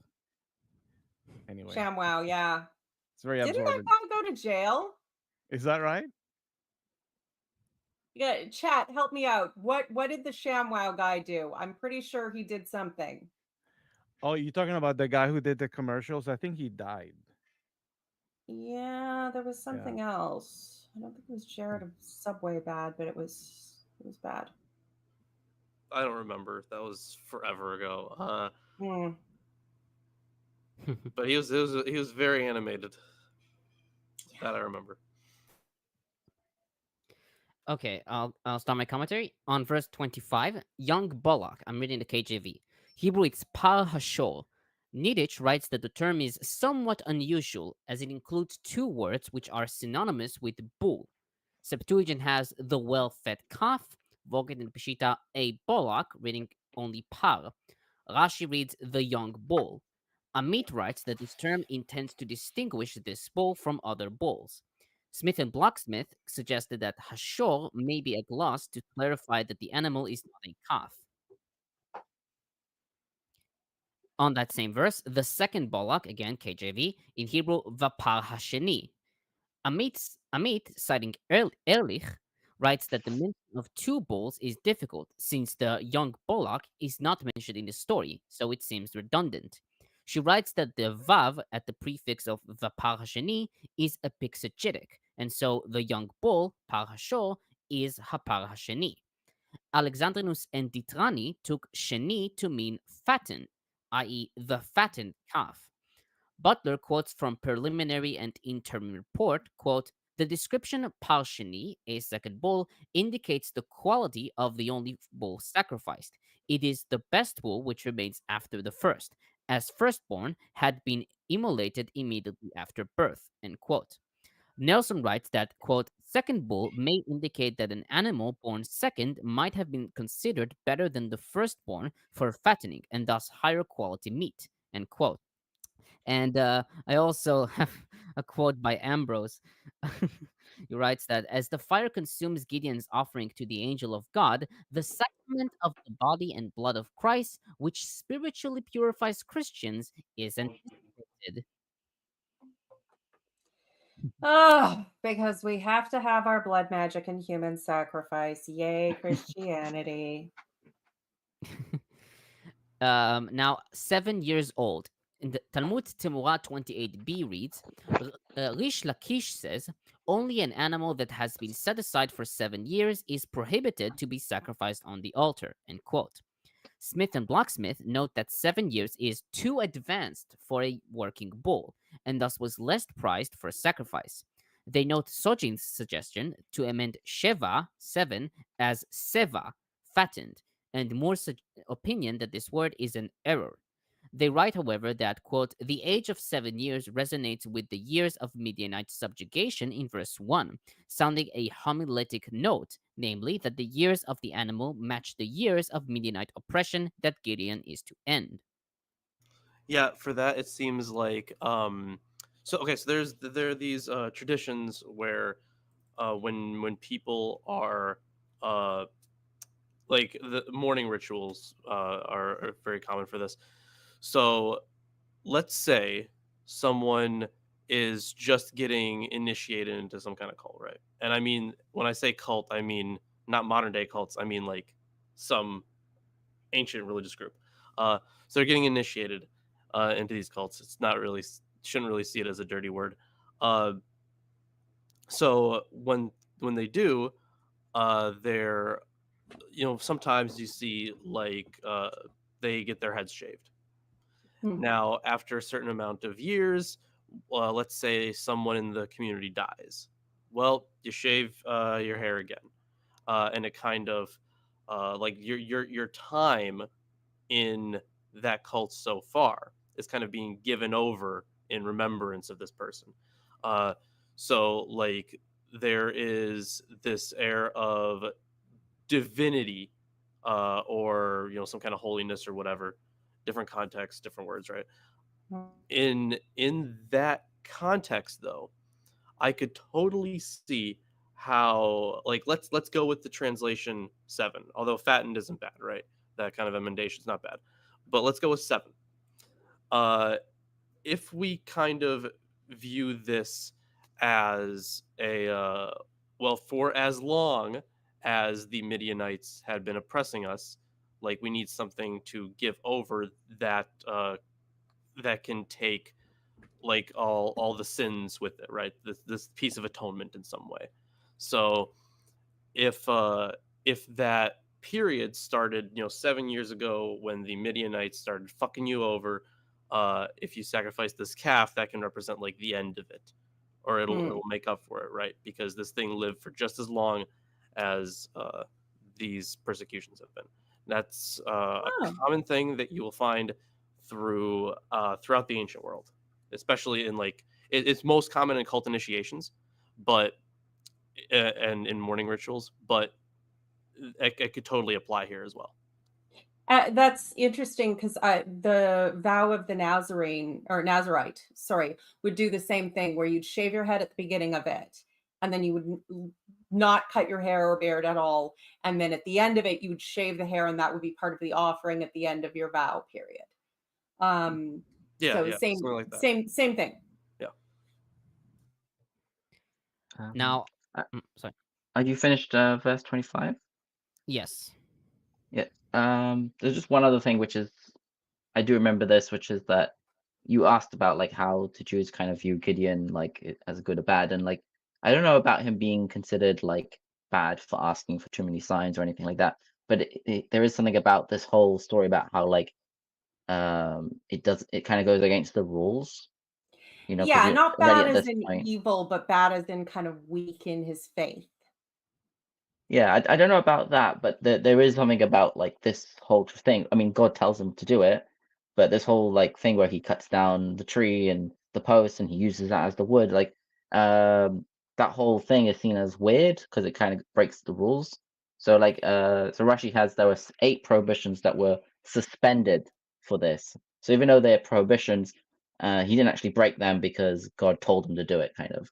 And that was the special dispensation. Using a bull that was assigned for idolatry, using utensils that were assigned for idolatry or previously used for idolatry, using the wood from the Asherah pole, bringing an offering at night, using a personal altar outside the tabernacle, and apparently the second bull actually was worshipped as a deity, and Gideon himself was not a priest, and he did not use the required utensils that you normally use for a sacrifice. So yeah, Apparently, I think it's mentioned in the Talmud somewhere. Yeah, Fair enough. 28b, I think. What is that, Mishnah? Or oh no, it's Talmud. Okay. Okay, I'll continue. Verse 26, the top of this height. In Hebrew, Rosh HaMa'oz Hazeh. The word Ma'oz has been taken by the Vulgate, traditional commentators, and Amit to be a rock or a stone. Kimchi and Gersonides took the Ma'oz to be the rock in which Gideon sacrificed the meat and the matzot. Septuagint takes Ma'oz to be the name of a mountain, with Alexandrinus reading Mount Maoz and Vaticanus Mauek. Targum, followed by most modern commentators, take Ma'oz to mean stronghold, with the root Ein Vav Zayin. Smith and Bloch-Smith note that Israelites ascended to the high locales to meet God, such as the hilltop Jerusalem temple in 1 Samuel 9:11-14, or on every high hill, Deuteronomy 12:2, 1 Kings 14:23, and 2 Kings 16:4. Butler renders mountain refuge. On verse 31, whoever fights for him shall be put to death by morning. Smith and Bloch-Smith comment, Joash's speech perhaps implies that Yahweh or his divine agents will kill all opposed to this God, countermanding the death penalty pronounced against Gideon by the men of the town in verse 30. It also sounds like a legal verdict. See the same form in Exodus 21:29, 35:2, Leviticus 24, verses 16 and 21. The passage skips over the narrative fulfillment of Joash's threat. The preposition ad does not usually mean by, as often translated, but till or until. Here, the morning delimits the time frame during which the death penalty may take effect. The usage in the context of a death penalty here is paralleled by David's pledge to kill off Nabal's offspring until morning light in 1 Samuel 25:34. By comparison, here it remains unclear who will kill the men. I have to say, I think Gideon's father made the best argument against blasphemy laws that I've ever seen, because I've always, if you have to go and defend your God and, smite other people for hurting his fifis, like, what do you really think of your God? What kind of faith does that show? Is your God a 5-year-old who's going to have a tantrum and you have to make him feel better? Like, at the very least, if you believe in a God, treat your God like a grown-up. On that same verse, if Baal really is a god, Nelson writes that this statement is hardly the faith statement of a dedicated Baalist. He writes that Joash's words reveals that he is actually betraying the truth that Baal's powerlessness has already been demonstrated, in that Baal needs to be delivered because his altar has been torn down. Or this can be like the same kind of setup that we get for, later we'll get the I forget what the name of the story is, but where they do like the sacrifices to be like, well, let's see whose God helps first. I forget the passage that is, and it's where it's Yahweh versus Baal kind of thing. First Yeah, Kings the 18:24, Elijah- maybe? He is a god. I mean, maybe it was in First Kings sounds right. 18:24, Yeah. maybe. Yeah, it was this whole narrative. We'll get to it. Where where they contend against each other, and so it might be setting up like this kind of reason for testing, right? Like if he is in fact a god, it's like, yeah, absolutely, someone who's devoted to Baal would not say such a thing, which is why from the polemical perspective of the Deuteronomist, we could get something like that to kind of set up for later. On verse 32, Jerubbaal, or Yerubbaal. Sasson writes that etymology of the given name is Sasson writes that the etymology of the name given in that same verse, Yarab, meaning rebuke, is, quote, accommodatingly etiological, for names are hardly formulated to demean a featured god, end quote. He writes that the verbal element Yarav is from the root resh yud bet, to contest, an equivocal act that might fit well with the aim of the narrative. He notes other suggestions for the verbal element of Yerubal. Yud Resh Hey, Baal establishes by Wellhausen, Resh Bet He, Baal nurtures by Levine, and Resh Bet Bet, may Baal be Lord by Nathan Albright. And Butler comments, Bluedorn concludes that Gideon and Jerubbaal are both nicknames coined by the narrator and perfectly fitting the narrative so that neither is the true name of the narrative's central figure. Gideon means hacker or hewer. Jerubbaal, the name introduced here, raises great questions as to its meaning, as outlined by Bluedorn. The traditional interpretation is that of the NIV and other modern translations. Let Baal contend with him. Bloch has shown convincingly that such a view results from pious interpretation rather than from linguistic analysis. George Mobley thinks the original name could be a Yahwistic one, meaning, may the Lord or Master contend on my behalf. A meaning he knows is, quote, contrary to that given in Judges 6:32, but historically more likely, end quote. Bluedorn concludes that linguistic evidence points to a derivation from ravav, increase or become great, but that the text makes a wordplay on riv.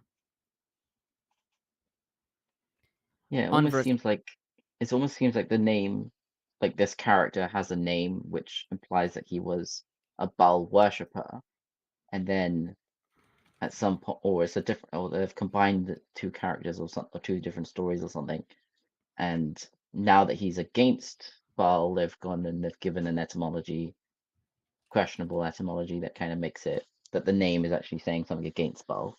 But normally, names that contain a god's name would be It would normally be in honor of that god. Yeah. It would, exactly. It would indicate that you were a worshiper or follower of that god as opposed to an opposer of that god.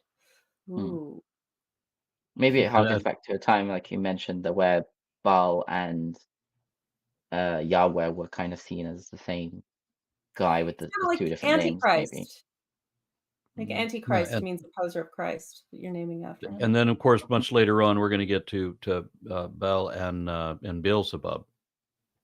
Yeah, that was going to be a fun one, right? Because there's like Beelzebul, and then you have this whole thing about Lord of the Flies. As well.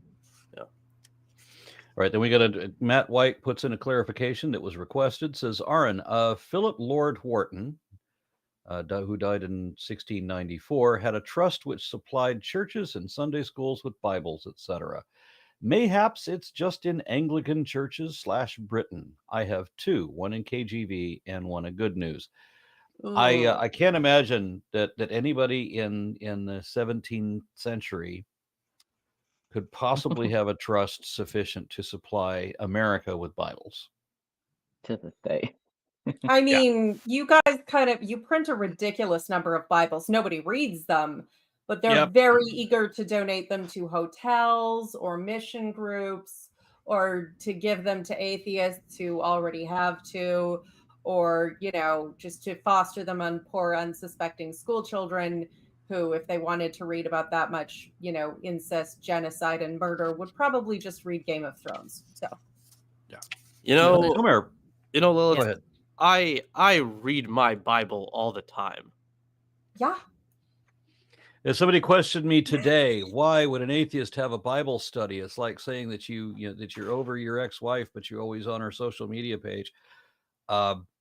So wrong. That's pretty funny. Yeah, I mean, I had to explain that whereas creationists will criticize evolution without even knowing what the fuck it is, we prefer to know what the arguments are, and therefore what the weaknesses in those arguments are.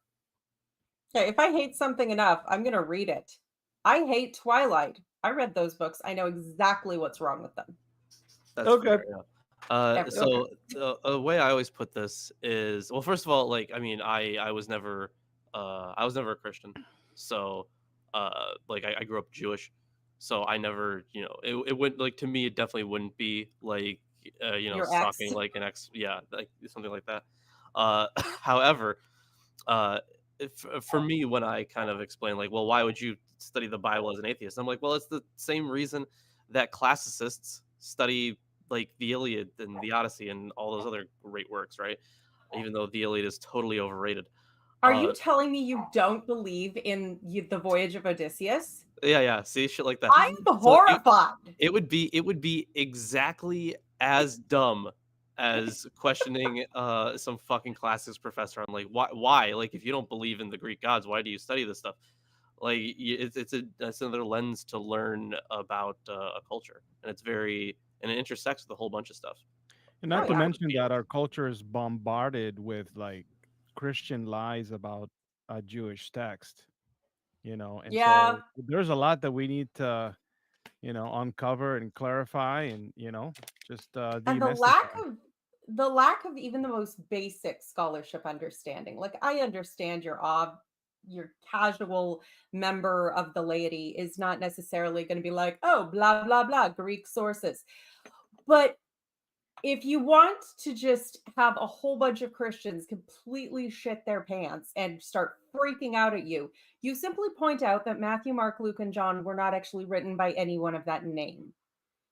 And they'll either mock you for your stupidity or just rant and insane and then mock you. And like, it's like, no, that's not even, that's day one easy stuff. It's just so sad about the amount of ignorance that is required to keep a certain form of evangelical belief in power in people, and that's unfortunately they're trying to take away my human rights, so I take issue with that. Okay, Mark? I'll continue. Sorry. Sorry. Oh, no, nothing. Okay, I'll continue. On verse 34, the Spirit of the Lord enveloped Gideon. Targum reads, the Spirit of power from before the Lord clothed Gideon. Amit writes the MT phrase indicates the spirit of bravery which enwraps or fills the hero and is guiding him. Nelson writes that the image may derive from the practice of investing office holders with clothing appropriate to their position, as seen in Genesis 41:42, 1 Kings 22:10, and Daniel 5:29. He writes that this is a potent image for a theology of dual divine and human causality. Causality. Butler writes that while such language may raise expectations of glorious divine actions, he quotes from Younger, quote, it is especially clear from the usage in the Yiftach narrative and the Samson episodes that the phrase does not necessarily carry a positive comment on the individual's spirituality. To be filled with the Spirit in the New Testament speaks to spirituality. That is, the one who is filled is controlled by the Spirit, with the consequent actions being spiritual activities, as in Ephesians 5:18-20. In the Old Testament, the notion is that of empowerment for a particular task, though it is apparent that the recipient might misuse this empowerment, for example in 14:19. Therefore, in the case of Gideon, the Spirit's work reflects God's sovereign will to set things in motion for the deliverance he has planned, not Gideon's condition of faith or spirituality. On verse 36, Gideon said to God. Hebrew Bible reads, Gideon said to the God, Ha-Elohim. Sasson notes that this term appears frequently in Judges, but its absolute form is restricted to stories about Gideon, as seen in verse 39 and 7:14, and Samson 39 and 16:28. He writes that the article can be regarded as a mild demonstrative, that God, implying the true God, according to Biblia Dictionary. He renders Ha-Elohim as God himself, which he writes that this is a smoother reading, and that the narrator's intent is to underscore the intimacy of contact between God and Gideon. On that same verse, the threshing floor, Sasson comments, the Goren, threshing ground, is selected not because it is or is not likely to collect dew, according to Burney, but because it is a public area, as seen in 1 Kings 22:10 and Ruth 3, large enough to be converted into a place for sacrifice, 2 Samuel 24, verses 21-24. As suggested by Susan Ackerman, the choice may not be guided by space alone, but as a reversal of the earliest setting for Gideon's debut, when he treated the grain at the winepress, a less obvious place for Midian to monitor. On that same verse, dew, Nelson comments, dew is an appropriate choice because in the biblical world, dew is more than a weather phenomenon. It is sent by Yahweh as a gift of heaven, as seen in Genesis 27:28 and Deuteronomy 33:13. Dew is conceptually connected with manna, Exodus 16:13-14, and Vibrant Life, Psalms 110:3 and Isaiah 26:19. Thus, in addition to assuring Gideon, dew demonstrates Yahweh's power and even providence to readers. End quote. Smith and Bloch-Smith note that wool and dew appear in Mesopotamian professional divinatory practice, and more generally in magical texts. For example, in a Neo-Assyrian divination text, which lists a number of material substances corresponding to different deities, includes, quote, the fleece is Adad, the water of the fleece is the mission or message of Shamash and Adad, end quote. And the Christian commentators absolutely love the fleece and the dew. A whole bunch of them, uh like Ambrose, who writes, the dew wrung out of the fleece into a basin prefigures the Lord's washing of his disciples' feet. Ambrose writes that the absence of dew on the fleece illustrates how in former times God's justice was manifest in the law, and that the appearance of dew symbolizes Jesus' ministry, first to the Jews, then to the Gentiles. Uh, Origen writes, as the Lord was to come down like rain upon a fleece, the dew is recognized as the divine word. And Jerome writes that God's truth, like dew, ceased to fall upon Israel and began to water the rest of the world. And Maximus of Turin writes, Mary, the mother of the Lamb of God, is recognized in the fleece. See, you know what I think? I think that God's titty milk is a far better analogy for that. Yeah, agreed. Because in the Odes of Solomon, the Holy Spirit is milking the Lord into the cup, and the cup is Jesus, and He's giving that to the world. It's the titty milk. You know, God is constantly referred to as male. It says breasts. Wow. And it's milk. So. Did he have size AD cups? You telling me you've never heard of prostate milking? I think the word can be true. But please do not talk about such things here. Only in Song of Songs you may be allowed to. This is a good Christian stream. Yes. Yes. Must you bring Lilith? Must you bring up Bukkake in every episode? Not bring up Bukkake. There's only one God apparently in this particular orgy. Oh, okay. The Christian troll brought it up in the chat though. He's calling us a circle the jerk. Trolls. They're just let them kick against the pricks. So Astro Games says, Aaron and Lawrence, have you read the Tyndale Bible TYN version? I have not. I find it, unless I'm talking about like the history of like the translation of the English text, right? Unless I'm talking about like that, maybe 150 year time span, I'm not going to care about it. Because in terms of accuracy, we already know that they didn't have great manuscript evidence back then. We know that even their patristic evidence would have been late. So it's not. And Tyndale was doing it under threat of death and was eventually martyred by other Christians for, translating the fucking Bible, because that's a good idea. It's amazing how many of the Christian martyrs are made by Christians. But anyway, it's historically significant in that sense. Not that he would have had the best sources. He did the best he could under the circumstances. Right. Yeah. I mean, they all did the best they could, but the fact is now, like, we have, way better critical methods. We have more manuscript evidence. We can, kind of look through more patristic stuff and cross-reference. And now, like, a lot of the times, we have computers to help with it. So our reconstructions of the text are more accurate, that are far closer to an original than they ever have been historically. So didn't he use the Vulgate for the Old Testament? That sounds like something he would do. He would have had to. Yeah. That sounds like something he would do, knowing him. It may very well have been all he had access to. Right, I mean, it's the time. He's doing this in a basement to hide from, I think it was the Catholics at the time. Okay, right, so my final comment. Verses 37 to 40, Butler comments, Bloch asserts that, quote, despite being clear about the will of God, being empowered by the Spirit of God, and being confirmed as a divinely chosen leader by the overwhelming response of his countrymen to his own summons to battle, Gideon uses every means available to try to get out of the mission to which he has been called, end quote.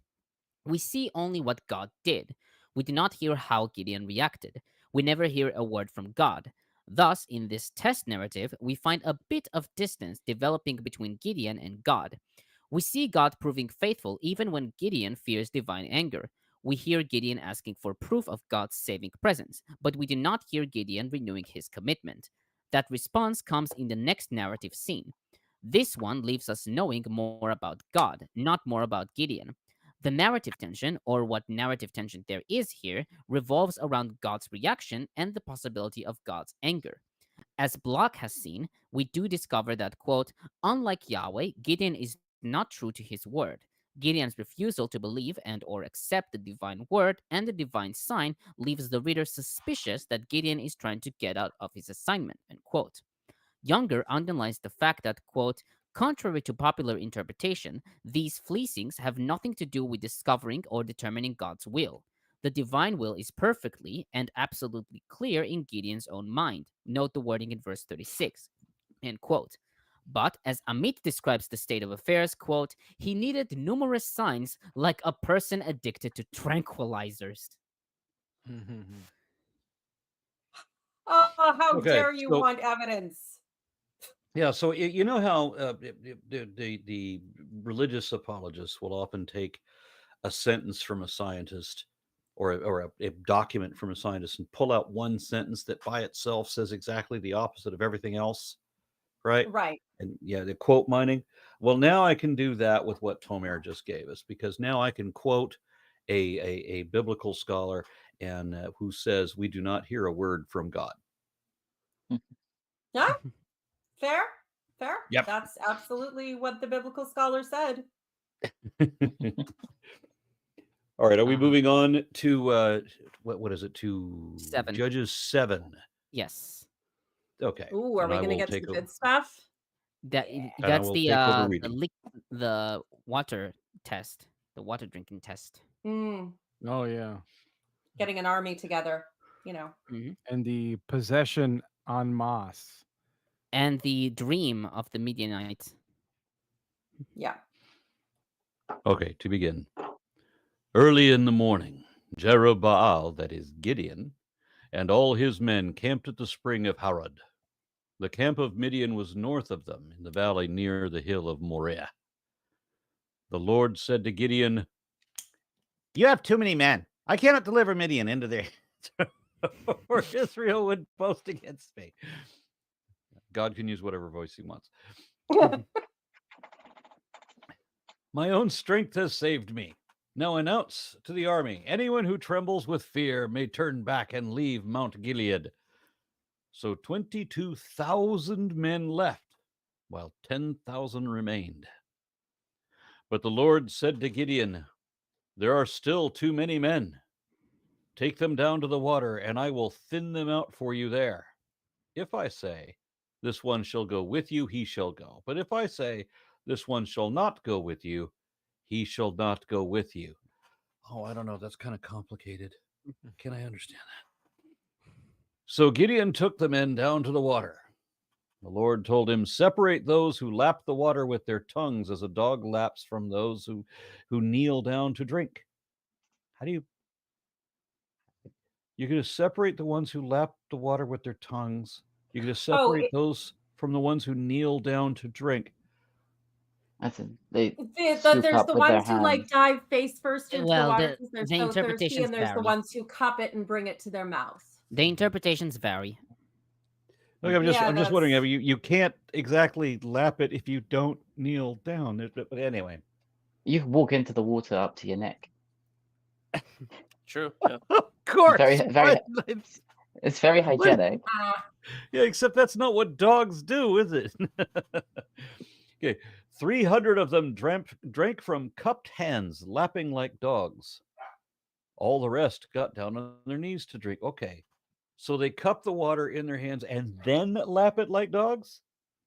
because Yeah. dogs cup the water in their hands? It Well, seems the like laughing it. part is like dogs. Like It the way seems that like it. I mean, the Mm. literal reading is those who lapped with their hands to their mouths, but it's not. Dogs don't do that, and we'll get to that. They don't have hands. They use special suction. Special suction. Yes, I've invented a straw. The No, Lord I mean said to dogs Gideon, like use their tongues in an interesting way. It's not just like no, we don't want to hear about your personal life. yeah, it's like our tongues can't do what like a dog's tongue can do when drinking water. yeah. It's The Lord said to Gideon, with the 300 men that lapped, I will save you and give the Midianites into your hands. Let all the others go home. So Gideon sent the rest of the Israelites home, but kept the 300 who took over provisions and trumpets of the others. I'm wondering if this story isn't inspired by another where there's only 300. Mm-hmm. Yep. That was later, though. Okay. Well, you can't really tell with these. I mean, because everything it turns out to be centuries later than what they originally said it was. Yeah. Yeah, Right. but remember, they win by trickery, not by pure valor in the face of overwhelming odds. Gotcha. Yeah, and this would have been like what? I God, when was the Battle of Macedon? That was like in the 4th. Was that in the 4th century? Yeah, I want to say it was in the 4th century, right? Yeah, I can't remember. I don't know what I was doing then. That sounds right, but yeah. Yeah, but either way, yeah, Yeah. it would have been later. If we can tie this text in with the greater Deuteronomistic history, yeah, it's still later. But either way, like the whole 300 thing is a fiction, anyways. Like it's based off of it's based off of the Battle of Macedon, but it didn't quite go down that way. Now the camp of Midian lay below him in the valley. And during that night, the Lord said to Gideon, get up, go down against the camp, because I'm going to give it into your hands. If you are afraid to attack, go down into the camp with your servant Purah and listen to what they are saying. Afterward, you will be encouraged to attack the camp. So he and Purah, his servant, went down to the outposts of the camp. The Midianites and Amalekites and all the other eastern people had settled in the valley, thick as locusts. Their camels could no more be counted than the sand on the seashore. And Gideon arrived just as a man was telling a friend his dream. No, I'm stupid. It was the Battle of Marathon. I said the Battle of Macedon. I meant Marathon. Okay. That's my bad.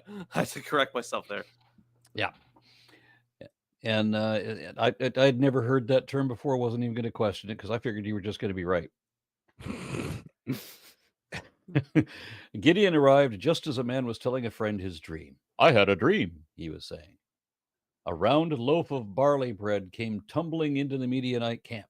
It struck the tent with such force that the tent overturned and collapsed.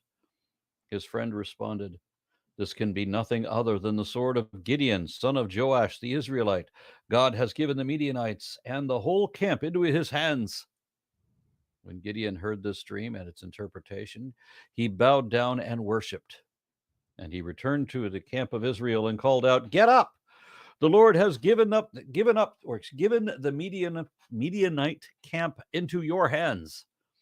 Dividing the 300 men into 3 companies, he placed trumpets and empty jars in the hands of all of them with torches inside. Watch me, he told them. Follow my lead. When I get to the edge of the camp, do exactly as I do. When I and all those who are with me blow our trumpets, then from all around the camp blow yours and shout for the Lord and for Gideon. Gideon and the 100 men with him reached the edge of the camp and began at the beginning of the middle watch, just after they had changed the guard. They blew their trumpets and broke the jars that were in their hands. The 3 companies blew the trumpets and smashed the jars, grasping the torches in their left hands and holding in their right hands the trumpets they were to blow. They shouted, a sword for the Lord and for Gideon. While each man held his position around the camp, all the Midianites ran, crying out as they fled. When the 300 trumpets sounded, The Lord caused the men throughout the camp to turn on each other with their swords. The army fled to Beth Shittah. Okay. Toward Zerah, and as far as the border of Abel Meholah near Tabbath. Israelites from Naphtali, Asher, and all Manasseh were called out, and they were pursued, and they pursued the Midianites. Gideon sent messengers throughout the hill country of Ephraim, saying, "Come down against the Midianites and seize the waters of the Jordan ahead of them as far as Beth Barah." So all the men of Ephraim were called out, and they seized the waters of the Jordan as far as Beth Barah. They also captured two of the Midianite leaders, Oreb and Zeb. They killed Oreb at the rock of Oreb and Zeb at the winepress of Zeb. They pursued the Midianites and brought the heads of Oreb and Zeb to Gideon, who was by the Jordan. Lovely. Isn't it? Yeah. Oreb and Zev is literally is raven and wolf. Yes. That would have been cooler if I'd understood that as raven and wolf. True. Although, yeah, like these at the end there, those are just function. They're etymologies without telling you that they're etymologies. Okay. Yeah, I mean we see a lot of names here in Judges that are just like animal names. Dvorah means bee, Yael means ibex, but nature at least. Barak means lightning or fire. Okay. Well, it's still a Pokemon, so it counts. Yes. I choose you. Aw. Okay, so I'll start my commentary. First on verse 1, the camp of Midian. Alexandrinus and Vitus Latina read, the camp of Midian and Amalek. Fernández-Marcos writes that this variant may be a harmonization with verse 22 and 633, or it could be a doublet of Be'emek in the valley, at the end of the verse read as Va'amalek. On verse 3, leave Mount Gilead, in Hebrew, Vayitzpor Mehar HaGilad. The meaning of Vayitzpor is unclear. Most traditional commentators took Vayitzpor from the Aramaic tzafra, morning, and so read it, he woke up in the morning. Ditrani read Vayitzpor as Vayitzraf, to refine or smelt, Vayitzrof, in the context of choosing the troops. Amit notes that some suggested reading Vayitzpor from the Arabic chafar to go quickly. The Targum reads Vayitbachar, either separate himself by Harrington and Saldarini, or they were tested by Smelik. Fernández-Marcos notes that the Targum reading is followed by several commentators like Moore and Bud, including BHS, but he writes that this is a facilitating assimilation to verse 4. Several modern commentators like Nelson, Niditch, and Sasson derived Vayitzpor from the noun tzipor, which means bird, and so read it fly away as a sort of proverbial simile. Smith and Bloch-Smith note that a similar bird simile appears in a Lamashtu incantation, quote, with a bird in the sky fly away, end quote. Butler, citing preliminary and interim reports, writes that the meaning of the verb tzafar is uncertain and may be either corrupt or a technical term for holy war.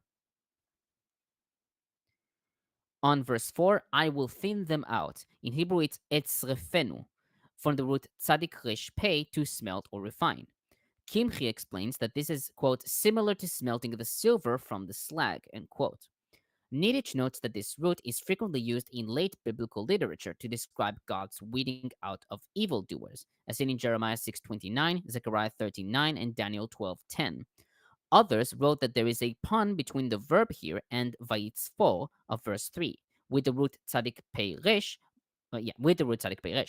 Most early translations, followed by the KJV, read, I will test them. Now on verse 5. Several commentators wish to find some rationale to this test. Josephus in Antiquities 5:216 writes that those who bent down on their knees to drink were courageous, but, quote, for all those that drank tumultuously, that he should esteem them to do it out of fear, and as in dread of their enemies, end quote. Opposingly, Gersonides wrote that drinking with the hands indicates diligence and bravery, while kneeling to drink indicates laziness. Rashi and Kara wrote that those who knelt were practicing kneeling before idols. Sasson notes Moore's opinion that there is a connection with the fierceness of dogs. Smith and Bloch-Smith note Daubé's opinion that the men lapping in verse 5 anticipate the bloodshed to come, i.e., quote, a symbolic enactment in advance of the victory, end quote. Niditch suggests that the lapping men, quote, will fight like wild creatures, end quote. Nelson, however, writes that it is wrong to try and find a rationale behind this test, and that it may have been a completely arbitrary procedure. Likewise, Butler notes Younger's and Bludor's opinion that no rationale can be found for this test, and it should be understood as a purely arbitrary criterion. I know I was certainly taught that it was about them being more diligent. If they just stick their face in the water, they're like, oh, whatever. Whereas, the soldier who's like, keeping an eye out and, kneels down and drinks like so, but is still, alert, is someone you more want as a soldier because they're not letting their guard down completely. That was certainly the justification I was given. Were you given the same one, Mark, or a different one? I'm sorry, I wasn't paying attention. I got busy looking up something else.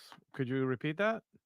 Oh, just asking if you were given the same justification for the selection of the 300 of the, the ones who sort of half kneel and drink with the hand are remaining alert and are thus more diligent soldiers than the ones who just stick their face in the water and are. Oh, gotcha. No, what I do recall is maybe having something to do with like spiritual impurity or something like that. Just a reference to dogs. But what I do find interesting though, and I'm not trying to make much of this, is the name of that assistant, Pura. And Pura. I'd like to know. Yeah. Pura. Yeah. Because isn't like literally mean bowl or like little basin, like what you would give Well, to drink water from. Well, from what I've read, the name is not Semitic.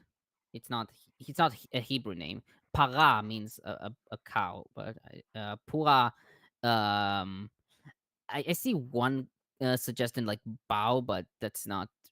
It's not really a good one. Yeah, I have a comment on the name as well. So when I'll get to there. Yeah, I remember being taught that it had something. It was mostly just to do with like good manners, really. Like, better people don't lap up water like dogs. They bring the water up to that sort of thing. So it was a matter of etiquette, like etiquette. Yeah. But like more. There's a word that we use. Like means adel, which is like and I can't think of an English word, but it's like a more polite person, maybe. Sort of more refined. Yeah, like Edelweiss, the flower. So it's like a nice white color flower. Although it is a pretty ugly flower, but it's refined, I guess. Oh, and you want to know what the Christians thought? Jesus? Was it Jesus? I bet it was Jesus. Yes, but they all have different readings. So Gregory the Great writes that kneeling and drinking from the stream allegorically refers to the submission to the power of God and to drinking from the unadulterated waters of the Orthodox doctrine. Augustine and Bede write that the 300 men who lapped the water like as dogs signify the sign of the cross. These are praised as good dogs for their good behavior in guarding against the church's enemies. Evagrius of Pontus writes that by drinking in this manner, they demonstrate their knowledge that temperance is developed by limiting the intake of water. Yeah. Seems to be a confusion. Some commentators think it's the other way around, which ones got selected and which ones were sent home. Yeah, I noted Josephus and Gersonides. It was definitely 300 Lamanites. Oh, wait. Oh, God. Don't bring it up. Lapanites. There is an interesting note here on verse 5. The Masoretic text here appears incomplete. It reads, and all who shall kneel on their knees to drink, ... Alexandrinus Vulgate and Peshitta add, "You shall put him by himself." And Fernández-Marcos writes, "The final words of the verse may have been accidentally omitted in the Masoretic text. The nature of the textual attestation makes it less likely that they were added by the Septuagint manuscripts, Vitus Latina and Peshitta. Sense requires that Masoretic text's more difficult expression be completed. Therefore, it is not clear whether the MT should be supplemented with this addition, as attested in most of the versions, an addition that can be characterized as facilitating." End quote. JPS reads the vav in v'chor as and all as from, i.e., separating those who drink like dogs from those who kneel to drink. On verse 6, drank from cupped hands. The Hebrew Bible reads, "those who lapped with their hands to their mouths." In verse 5, God orders Gideon to select those who, quote, "lap up the water with their tongues like dogs," end quote. But here they use their hands to drink the water.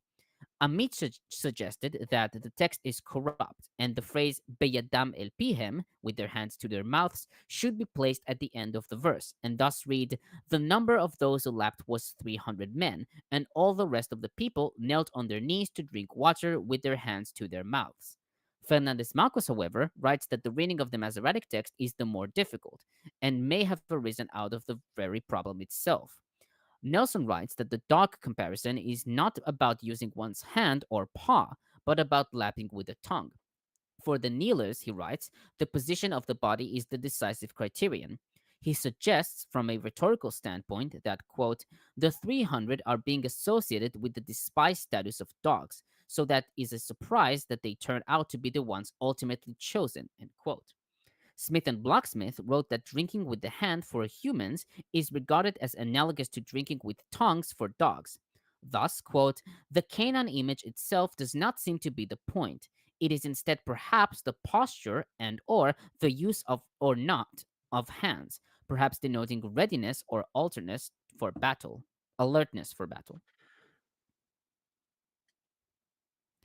On verses 9 through 14, Niditch comments, "Throughout the ancient Near East, dreams were regarded as having future-telling relevance, uncontrollable and serendipitous, entering the mind when it is suspended in sleep. Dreams were considered divinely sent interventions in the realms of the mortals.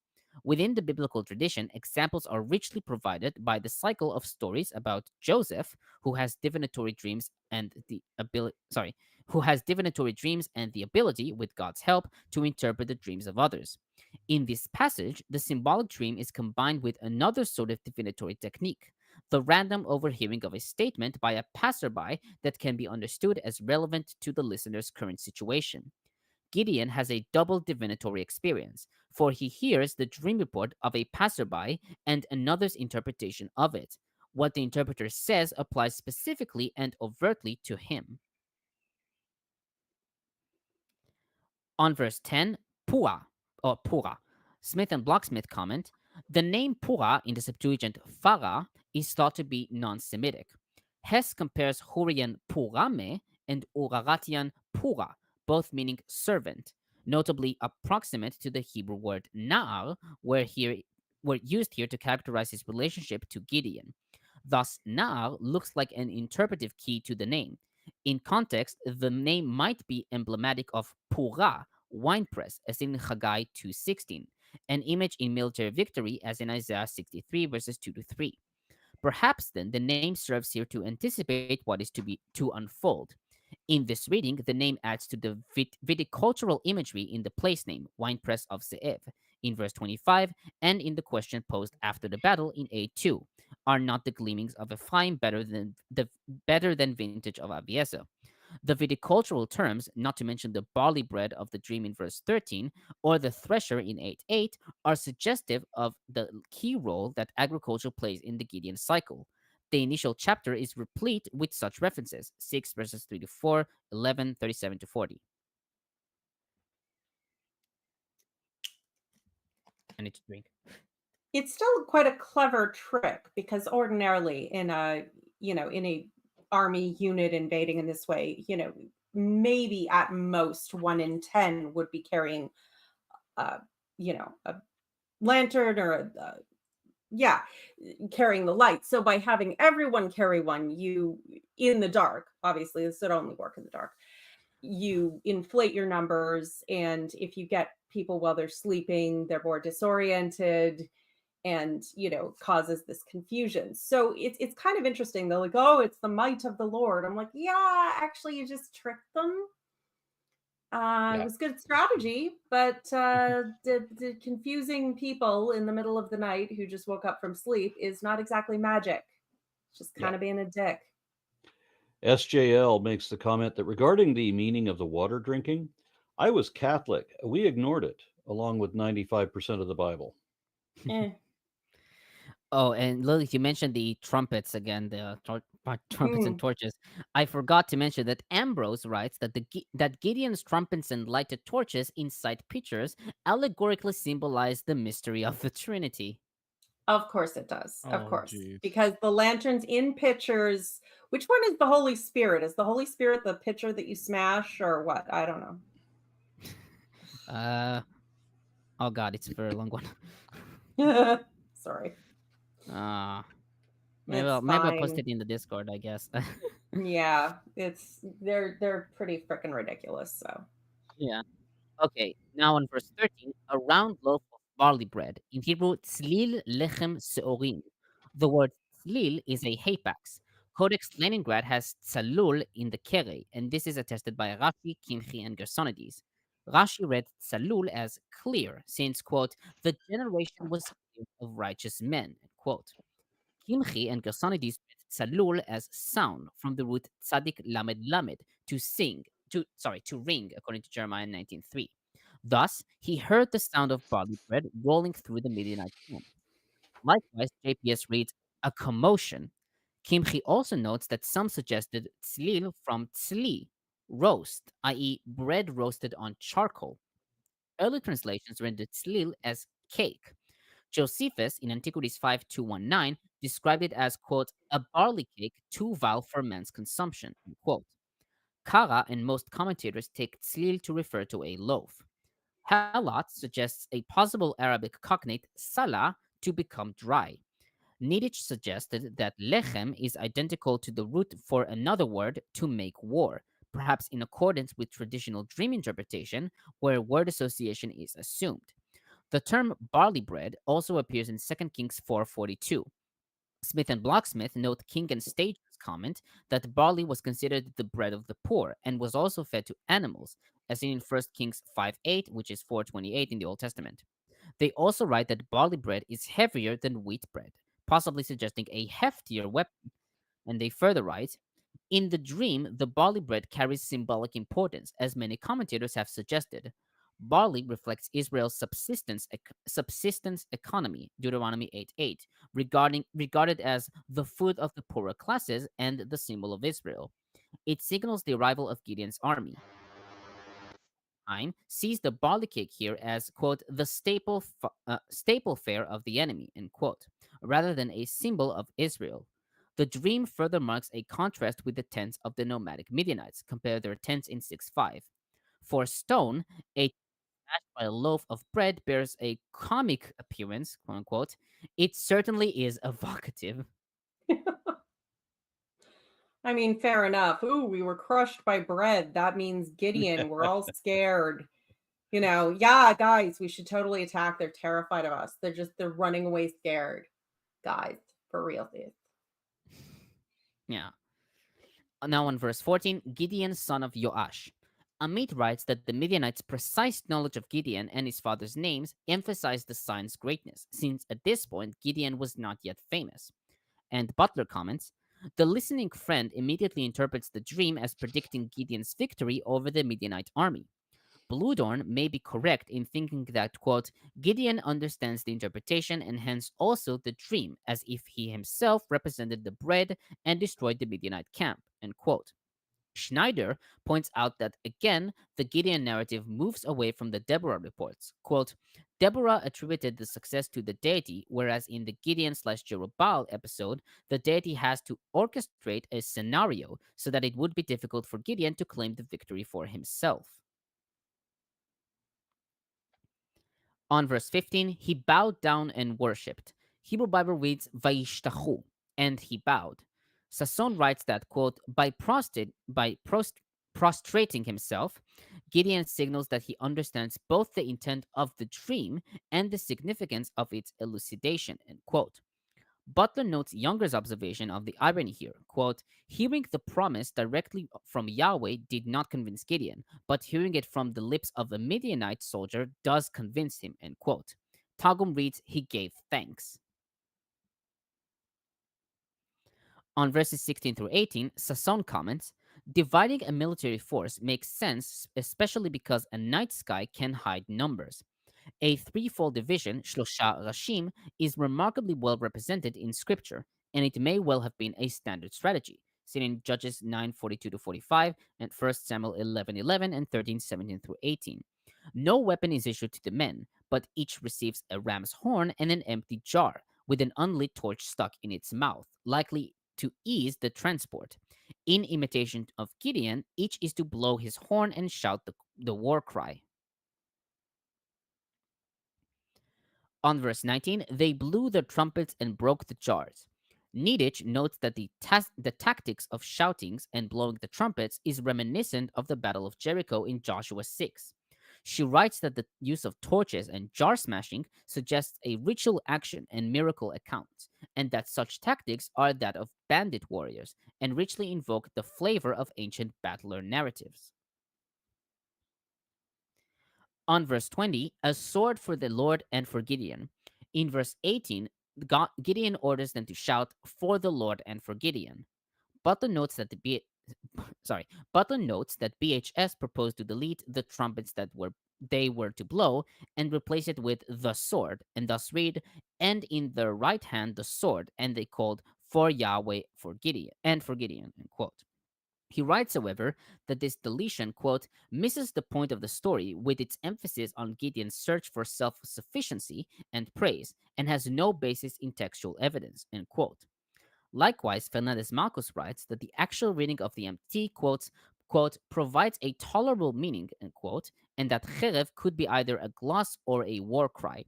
Nelson writes, quote, perhaps when they add sword to the slogan, they insert an inappropriately human element into a victory won by a divine power.